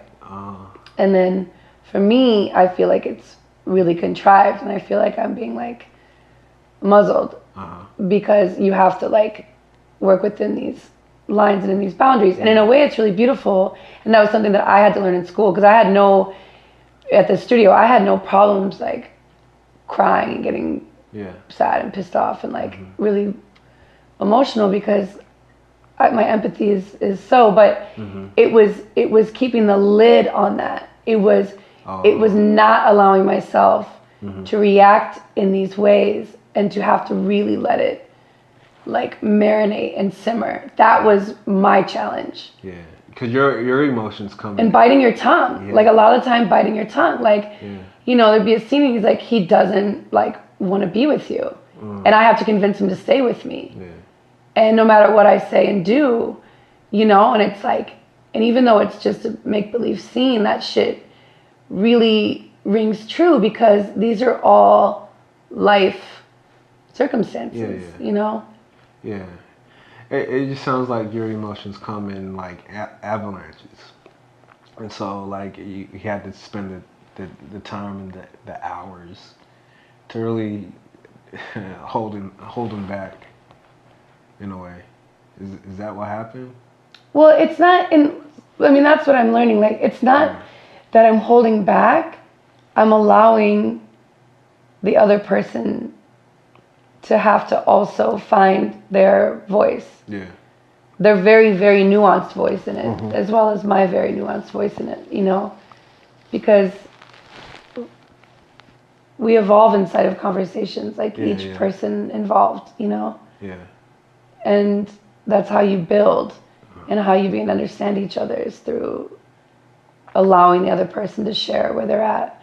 Because just getting mad or like sad or being like, this is too much, I can't handle this, and shutting down, you're just going to end up in the same place, you know? And you might still end up in the same place, but then you have the tools, right? To like care for each other, sorry babe, care for each other in that, you know, partnership. Yeah. So or dilemma. So did you come to a crossroads where you had to really figure out what with acting, if this is something that you want to continue doing? Is that where a lot of the stripe came and eventually led you into going to seek therapy, or? Well, the therapy thing is like, whenever you notice that you have repetitive patterns in your life that don't serve you, whether they're it's a thought process, or it's one thought, it's like your default mode of arrival when you aren't being like instantly gratified, right? Where you're like, you're just doubting yourself and second guessing all this stuff, and then you start like, I don't know. You gotta start going into a rabbit hole. Yeah, so I was like, man, every time it's time for me to execute with just the smallest move in another direction, I like feel paralyzed. Like I don't know what that thing is, and I don't know. Like I want to serve, like humanitarily. Like I want to be a positive force in the world. And we kind of touched on this before. What that means, and that can be as small as just not even small. It's so gigantic to love your lover and honor them and celebrate them and allow them to live and let live. I love that saying. So, yeah, I don't know. I just think like how you treat your neighbors or your children or your strangers or, all these things, like that's being a positive force, right? But then it gets all fucked up when I think about like, I need to make money. And also I love creating and collaborating. But then it also has compacted with like age. And then you're like, I'm just getting older. And if I don't pull the trigger on something, like, am I just gonna kind of vicariously float around doing the same thing that I've been doing, So like without challenging myself. Yeah, it sounds like you're like stepping into the unknown. Your fears caught up with you in a way. Oh, absolutely, yeah. Your fears of sustaining yourself, monetarily, and just having like the vital things in life. A lot of it just societally, it's like, well, you're not a spring chick anymore. Like you better figure this out, and it's like pressure. It steps into ageism, and you got to start dealing with that. And then acting, that the entertainment industry, it's hugely, what's like age discriminate, I guess. Yeah. So I can definitely see. I can definitely see like where all that pressure came from, And yeah, I mean, for me, it just came down to like, I was like, okay, am I willing to like bleed, for this? Yeah. And like, and the like intro was what? Shit, piss, fucking breathe this shit, right? Yeah. And knowing that I didn't want to subscribe to like 80% of the game, of what you need to do in order to get there. Yeah. And sometimes that's just literally eating, breathing, shitting, bleeding this stuff. So the idea of doing like community theater for me and doing the best motherfucking job on this character, you know what I mean? Like developing the character and like just is so much more romantic and desired in my mind than being like having to do all the stuff to be big in Hollywood. Yeah. If that makes any sense. You love the process of becoming that character. It sounds like. Is that right? Yeah, absolutely. And just collaborating with other actors. Yeah, I totally get it. I'm sorry. I'm like cutting you because I'm like having a revelation of like, like your disdain for fame. You know what I'm saying? Because what you just described, the part that you weren't interested in, that's where all the fame lies, you know? Right. And the hard work and all that, that's what was fulfilling you. Right. But- Right. Yeah, And so,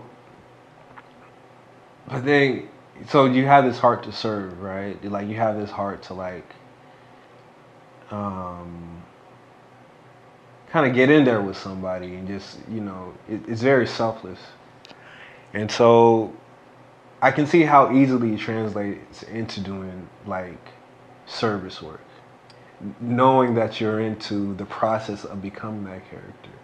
Because in a way, you're doing something for someone else too. In that sense, you know. I don't know. In my head, it makes like it's all tying together. No, I'm like, following you. I'm really following you. Yeah, it's just a beautiful thing to see. You know, it's really cool. Like those parallels on like. It just goes to show, like I've always thought this, and it's like you can have. It's all about the intent on what you're doing, rather than what you're actually doing. So like, I have a day job that ever since I was a kid, I've been wanting to do this, right? Like I've had this career, right? Yeah, we've talked about, yeah. Yeah, and so like, I'm at a place where I'm doing it actually. But the original reason why I wanted to do it was really to be a positive influence to everything around me. You know what I'm saying? But like, it takes a whole bunch of experience and a whole bunch of wisdom to realize that that's not the only path to do that same thing. You know? Yeah, absolutely. So like There's channels, yeah. Yeah, like I can do the same exact thing that I had aspirations as a kid, but doing it in a whole different lane instead of like doing this day job and stuff. Yes. And I think that's the same thing as what you're realizing, and what kind of pushed you to go to therapy in a way with acting is like, there's other ways to get this fulfillment other than, you know, Being the center of attention. Yeah. Is that what you guys are talking about with your therapist? Oh, honey, we talk You about talk everything, right? so. Oh my gosh, each one of my siblings in depth, my upbringing, religion, Really? sexuality, negative thoughts, You don't substances, everything, dreams. Really? Do you not have? You strike me as someone that like has people to talk to about that stuff with. It's so different. It gets deep. Yeah, because you're talking to deeper people than that like have spent their lives understanding the connections between like the human psyche. Yeah. You know, not just people that are like, no, honestly, like most conversations you're talking with somebody else, they're just like going from their own experience. Yeah. So it's they're not pretty trained. one-sided, you know, it's like, oh, well, this is what I would do. Yeah. Not like, I think this is happening because So X, Y, they're Z. able to draw some good conclusions for you and stuff. Is that right? Amazing, but I'm also like really vocal in therapy. And I think depends on how much you give, you know, that then like So when you translates into like what, you know, you're also receiving. So some people move it very, you know, everyone moves at a different pace in terms of what they're divulging, what they've already found out for themselves, you know, or what they're aware of in their own inner workings, you know. So when you went into it, you were ready to just belt it all out, or what? Or did you have to work your way I to was being desperate. comfortable? Yeah. No, hell no. Yeah. I went in there, I popped down, I was probably out of breath, and I was like,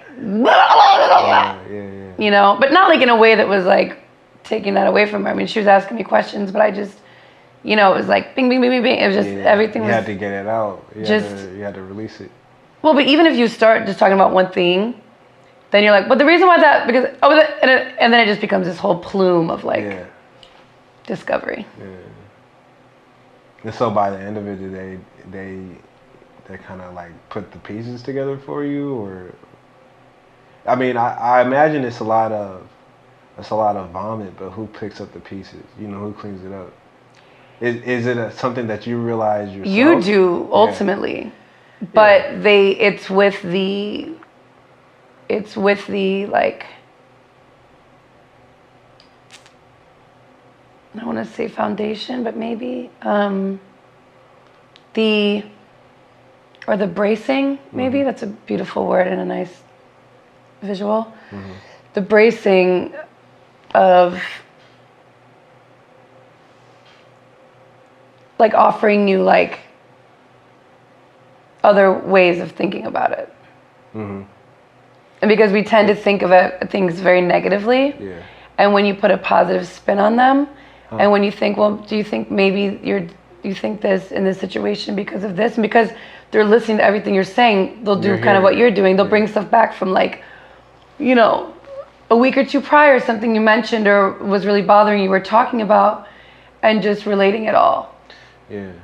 Or relating the things that relate, you know. But I think it does. You do come to find that it's all connected in a way. I really believe that. I think, you know, everything comes in full circle in a way.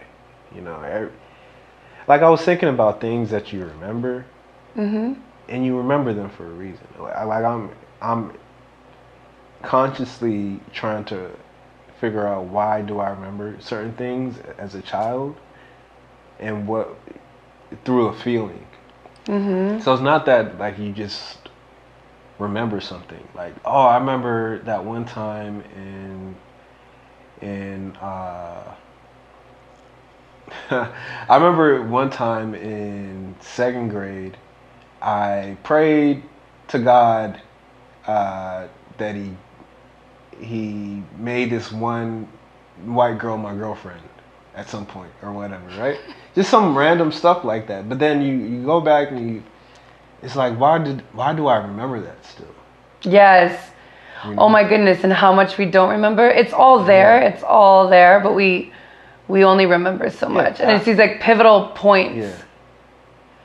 I just think like there's a reason why that's remembered, and there's a reason, like you said, like there's a reason why other things aren't. And kind of diving deep into why, like why there's a catalyst for like what then stemmed from that. There's obviously a feeling that's behind that. It made me feel a certain way that is scarred. It like maybe not even scarred, but like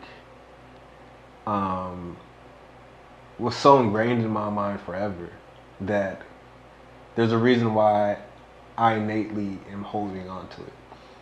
And you know, you get older now and you're just like, oh, that's you remember that prayer to God because that's when you felt like your skin color mattered.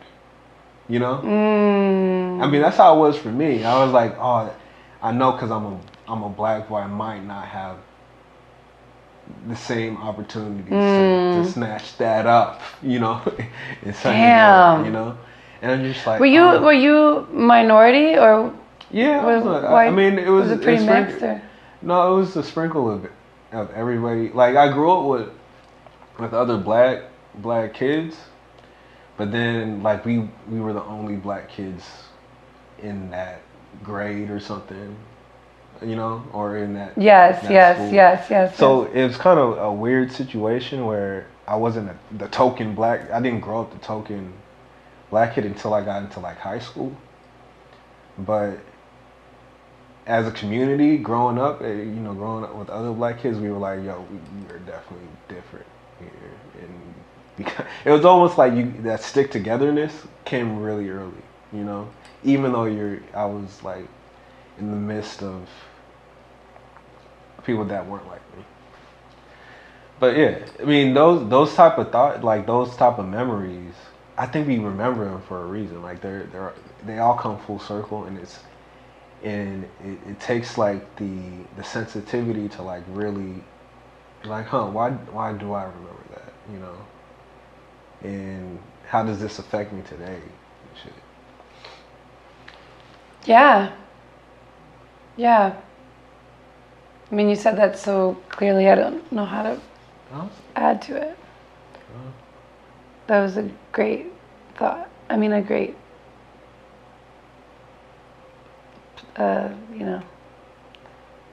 not portrayal of thought, but that was good. No, that's all good. Because that's exactly, that makes that, like when I said just the pivotal moments, it's like, when, the catalyst for what then like stems from that. Yeah. And I think you hit that, you illustrated that in a really good way. Yeah. With your example, and then also talking about, what that experience was like within like the class setting or a grade setting. Lola, why do you do this? I hate like a number setting. What? a number setting. I hate like something I do. Compliments and like talking. I don't even know what you're right. So what did I just? Oh, sorry. Nah, it's all good. No. I was just okay. Anyway, you just did a good job.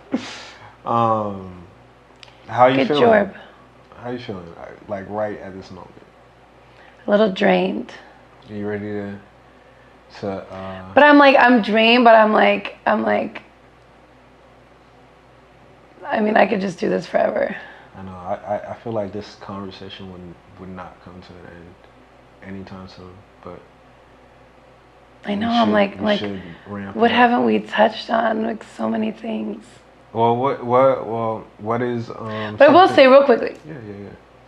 To tie into what we were just talking about, something that is helping me with the process or with the purpose thing is understanding and coming to terms with the fact that our process is a part of our purpose. And we want to curse the process, and we want to either get behind it or get far ahead of it. And our purpose is within that process.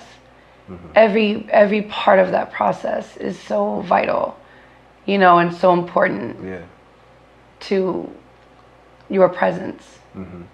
Everything counts. I always say like, in film, like every frame counts. You know what I'm saying? And you can apply that to life. Like every step in your process means something. Yes. To your success or demise. Yes. However you want to view it as. So at this point, are you trust, how are you viewing your process?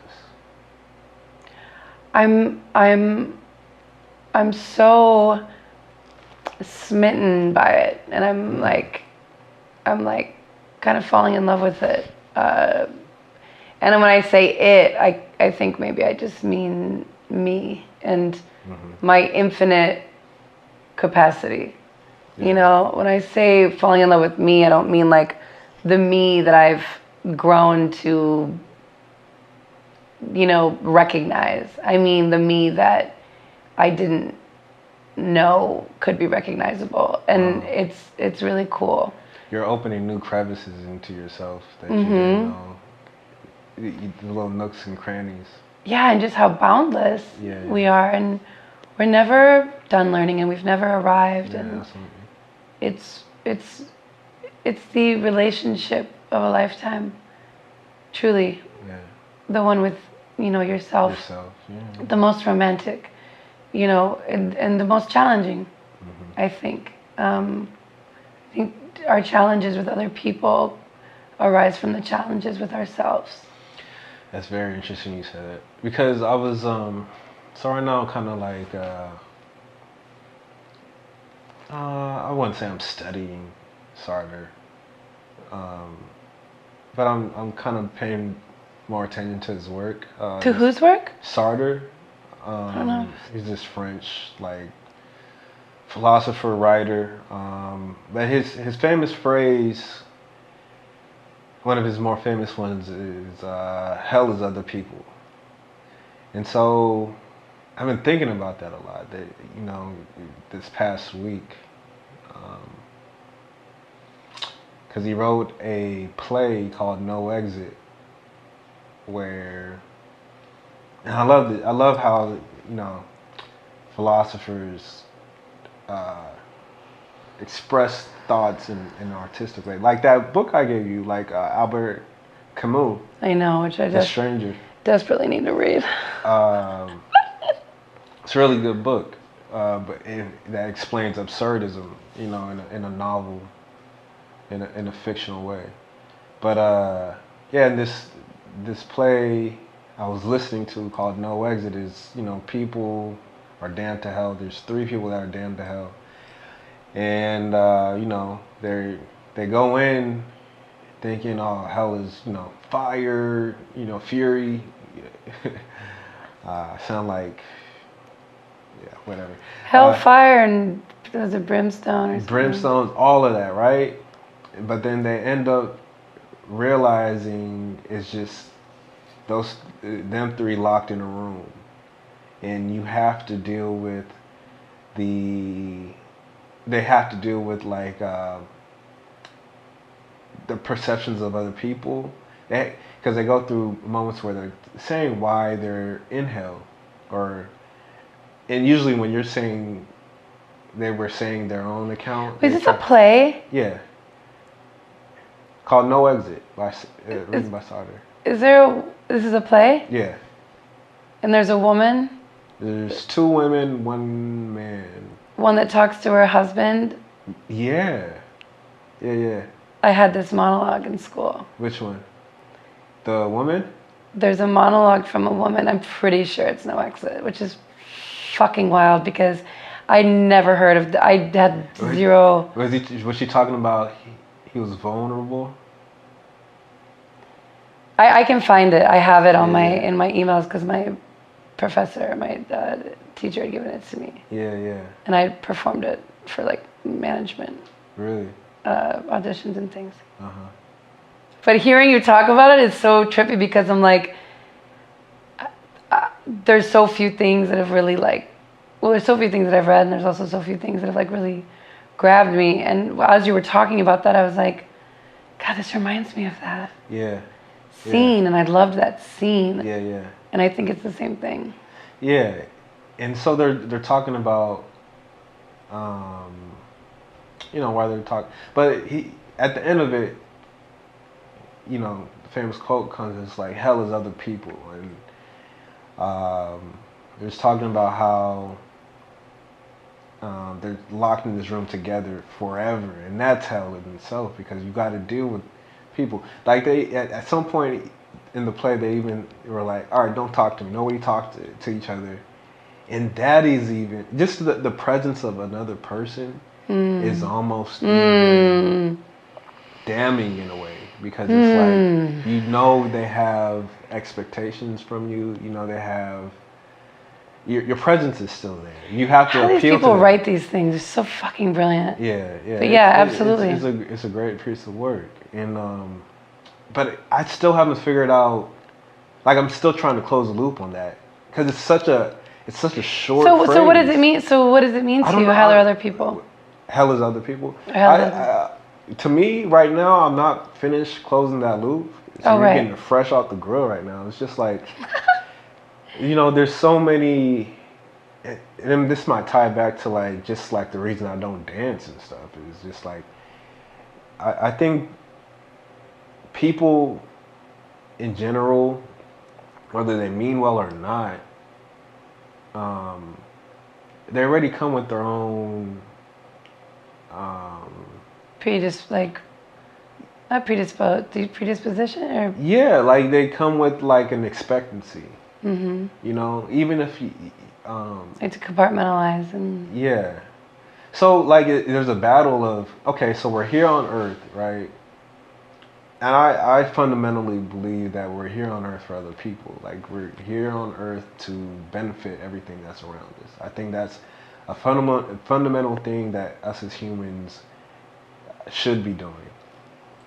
Like, everybody should. But then at the same time, if that's the case,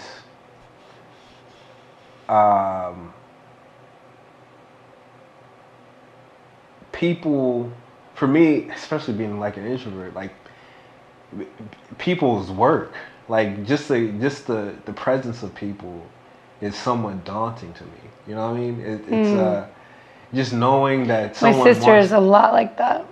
Yeah, it's just like just knowing that someone, even if they're in the room, I feel like, you know, I need to kind of put them at ease at some point. You know what I'm saying? Like, so in a way, your fundamental purpose is to serve, you know, your environment, but that's at the same time, your environment is also something you loathe in a way. So like, and in a way, it's the people that are there. So like, in that sense, hell is other people, because like the same thing that your purpose is the same reason why you have some disdain towards it. You know, I don't know. It, like I said, it's fresh off the grill. So but I also like think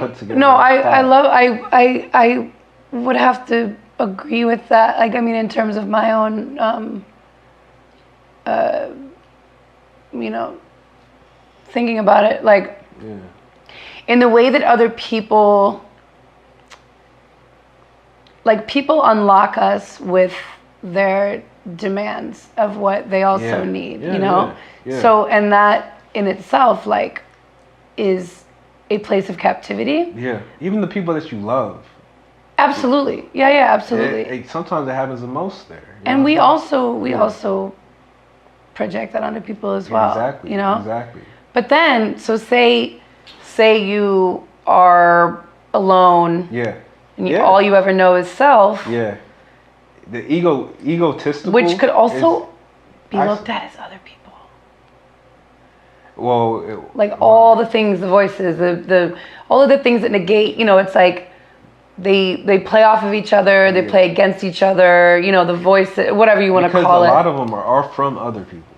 It's from but I'm saying if not, or do you mean like they're projections onto you from other people? Like the for way sure, you but I'm saying yourself I think you would get that sometimes. anyway, even if you never ever had correspondence with another like human. So I think in your own mind, you're born here on Earth. There's nobody else here, right? And it's just you. You think somehow it'll be projected on. It's called a personal hell. Oh, with no, you couldn't survive. Like, I don't think you'll live. Well, no, I don't mean a personal hell because you're by yourself.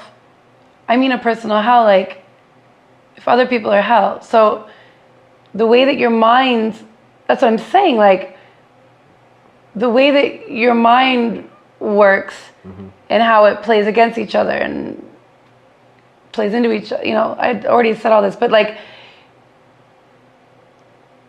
your ego and and your doubts and like the things that tell you, you know what I mean? Yeah. I'm just saying, like, that's also a hell is also self. Yeah. You can still be held captive by your own and not thoughts, you still can. Everyone is. Yeah. So it's constantly trying to learn how to retrain that or break that. Yeah. So you're saying one extreme is with people, what we're here right now doing. But the other extreme is like, all right, it's just you. Now, the other people is you. Like, all the things that you view about yourself is that hell now. Yeah. Yeah, that's right. What you're saying. Yeah, I totally agree. Because you'd still be having exchanges, internal exchanges with yourself. Exactly. Hey, that's what you got to face before you go to sleep at night.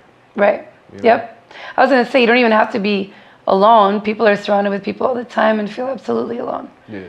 You know, but again, that also there's some influence from other people into why they feel that way. Yeah. Whoever came before, you know, whatever. Yeah, no. Felt like that's they a were. really good observation. I guess I was so engrossed in the people side. I didn't think about like the other extreme. That was really good. No, that was really good. Thank you. So what is something the world doesn't know about you but should? I feel like I'm such an open book that I don't know if what hasn't been leaked. I feel like I want to cheat off of somebody else's. I'm like, what does everybody else say? What's something about you that our viewers don't know? If you don't mind me flipping the script. We've been pretty heavy throughout the whole thing. So I keep it light.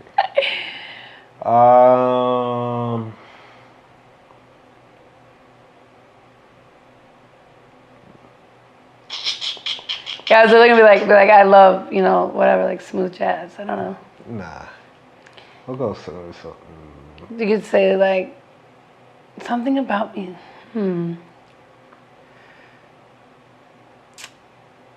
I haven't. Oh, I got something. I haven't. I'm embarrassed at how infrequent I clean out my belly button. Really? Yeah, I don't clean out my belly button. Does everyone have to clean their belly button now? I feel like you do, man. Like there's at some point. I've heard some stories, man. It smells like shit. I've like heard literal stories. Shit, yo. Like sometimes I graze it and I'll be like, yo, what the fuck? Really? Yeah, you gotta clean that shit out, man. I think because I don't have a deep belly button. Do you got like a Audi or something? It's not an Audi. It's not a aggressive innie. No, I got an innie for sure. Like you can get lost in this joint. It's like another asshole, honestly. You get lost in this joint? Shut up! Oh my god. Yeah. Now I want to see your belly button. Nah, you don't. Come on, I haven't washed it out in like months. Months? Yeah. I mean, I've been like somehow I just skip over. You're so funny. Here you are talking about how dancing is too vulnerable, and you just told all your viewers that like you got a stank ass belly button that you never clean out. I mean, never is a strong. Okay, I know. I was gonna correct that. Months. Yeah. Months in belly button land might be. It's a Never. problem. It's a problem for sure. I just forget. Like you get. I personally have no experience with me or anyone else. What's your routine in the shower? Well, first of all, here's the thing, right? There's a thing. Do you use a loofah? Do you use a Fuck yeah, I have like moments. Because the thing is, like, from white people, from what I've heard, like recently, like y'all don't use. You taking a poll? Yeah, like y'all don't use loofahs or nothing. Like you guys just straight up bar or body wash. Like what? I do not use a loofah. I'm an exfoliating maniac. You gotta get that. You gotta get that out of there. Man. I love exfoliating. Yeah. I exfoliate my entire body. Yeah. Now I'm with you until like I forget about the belly button joint. I scrub my feet. I do. That's funny. A family friend the other day was telling me he's like, man, it's too hard to reach over and like clean between my toes. He's like, ooh, I bet. He's like, another one. He's like, I bet I got some like some crust, some nasty toes. I'm like, what are you talking about? Like, he just because he's such a insanely clean person, and I'm like, what? And he's like, I just don't do it. And I'm like, there's I've never. What is the? How do you not? What's one part you could do better at? Come on, there has flossing. To be, that's it. Not talking about in the shower. Nothing. Why are you? You're talking to like a borderline like fucking. Why are you lying to the people? No, babe. You're literally talking to like a borderline like OCD. Like hygiene is like numero uno for me. I'm crazy about hygiene. I use a tongue scraper. I use a tongue scraper. I clean everything. I like to be clean. You believe you me. I clean up. I clean out. I clean everything. But listen, you can't deny that sometimes you forget shit. On my life. When I get in the shower, it is a whole thing. That's not even saying that it takes a long time. I mean, a 10-minute shower is like that's goal. Goal? Yeah. So they're longer? No. Yeah, they're either 10 or longer. I'm definitely like 15, 20. Minutes? Yeah. So what you doing in there besides, well, I don't want to tell the public, but like, besides that, what's taking so long? You ain't cleaning your belly button? You ain't cleaning your toes? I mean, I do a decent job on the toes. Like, but I can see how that can get overlooked. Here's the thing, right? So, my routine is I hop in the shower. You gotta give a good 3 minutes to soak it in. Like, just like appreciate that you. Do you just stand there? You just stand there. You're just like on the movies. Not you're even just like, touching. I'm just. There isn't I'm even just soap standing involved. there. It's just like. I'm just standing there, like appreciating that I have warm running water. Absolutely. So I do that, and then then the thoughts come, because most of the good thoughts come in the shower or on the shitter, one of the two. And so then the thoughts come. I'm thinking about, shit I should have said that I didn't. Unfinished thoughts and stuff. Next thing you know, it's 7 minutes in the joint, and you're like, oh my God, yo, you're so funny. And then you're like, oh, I need to grab the soap. And then grab the loofah. And then you gotta rub it around, get a good nice little lather. I love that word. Gotta lather that joint. And then why am I talking about my routine? This is about you. Like, what is your routine? I just get in the shower and do all the things. I get in the shower. The first thing I do is put shampoo on my head. Oh, you a shampoo? Are you a daily shampooer?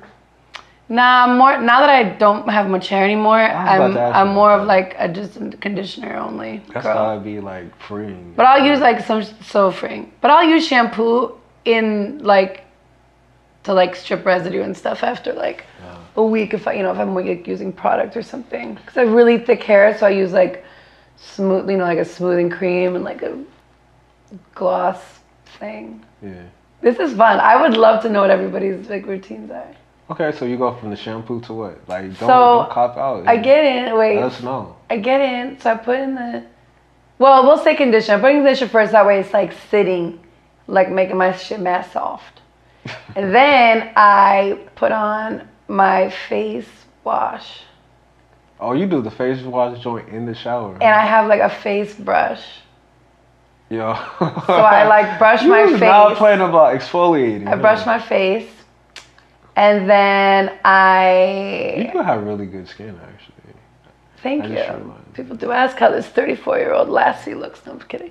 Birthday coming up, by the way. Birthday coming up. Birthday shout out to myself. August 15th, Leo season. What up? But then I basically I'm polishing my face. Yeah. And then I brush my teeth in the shower. And You brush your teeth in the shower? I think I brush. You like efficiency. I think I brush last. After, I think. But then. How you do that all in 10 minutes?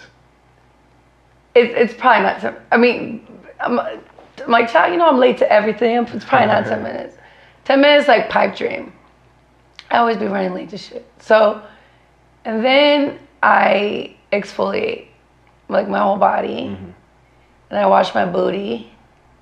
You go straight for the butt. And everything. I wash everything. Do you save it for the last joint, the butt? Yeah. Yeah. Everything, back front, everything. You ever accidentally mess up and you're like, fuck, I just washed the booty, but I forgot to get my face. Or my stomach. Never. Dude, I'm telling you, my shit is diligent. You got a routine. It's man. Diligent. Yeah. So then. That happens to me sometimes where I was like, fuck, I just washed my ass. And I didn't get my arm. Yeah, but by that time, you already have soap and water careening down your ass and Nah, but see what I do, you gotta just. Yeah, but I hate to take this in this direction, but anybody that's boofing anybody or giving head or whatever. And making love, fucking whatever. Yeah. You next to the booty hole. Yeah, I'm just saying you can wash your booty in the shower and forget. I mean, that's not a part of my timeline in the shower, but speaking for others, and, I don't. You're not gonna. We're exposed to all that shit. Yeah. The bottom of your shoes, it's a wonder why we all don't have flesh-eating diseases. You're walking around all types of crazy shit. But yeah, and then I shave. My armpit, shave whatever I want to shave. Uh-huh. And then I have a foot loofah, so then I do my feet. Wait, the bottom, so you don't get the calluses? Calluses and stuff. Okay. I'm gunning for baby, like I want like the soles of my feet to be like powdery, soft. My whole body, I think it's important. Also, as a white person, like, I mean, like, color my skin, whatever.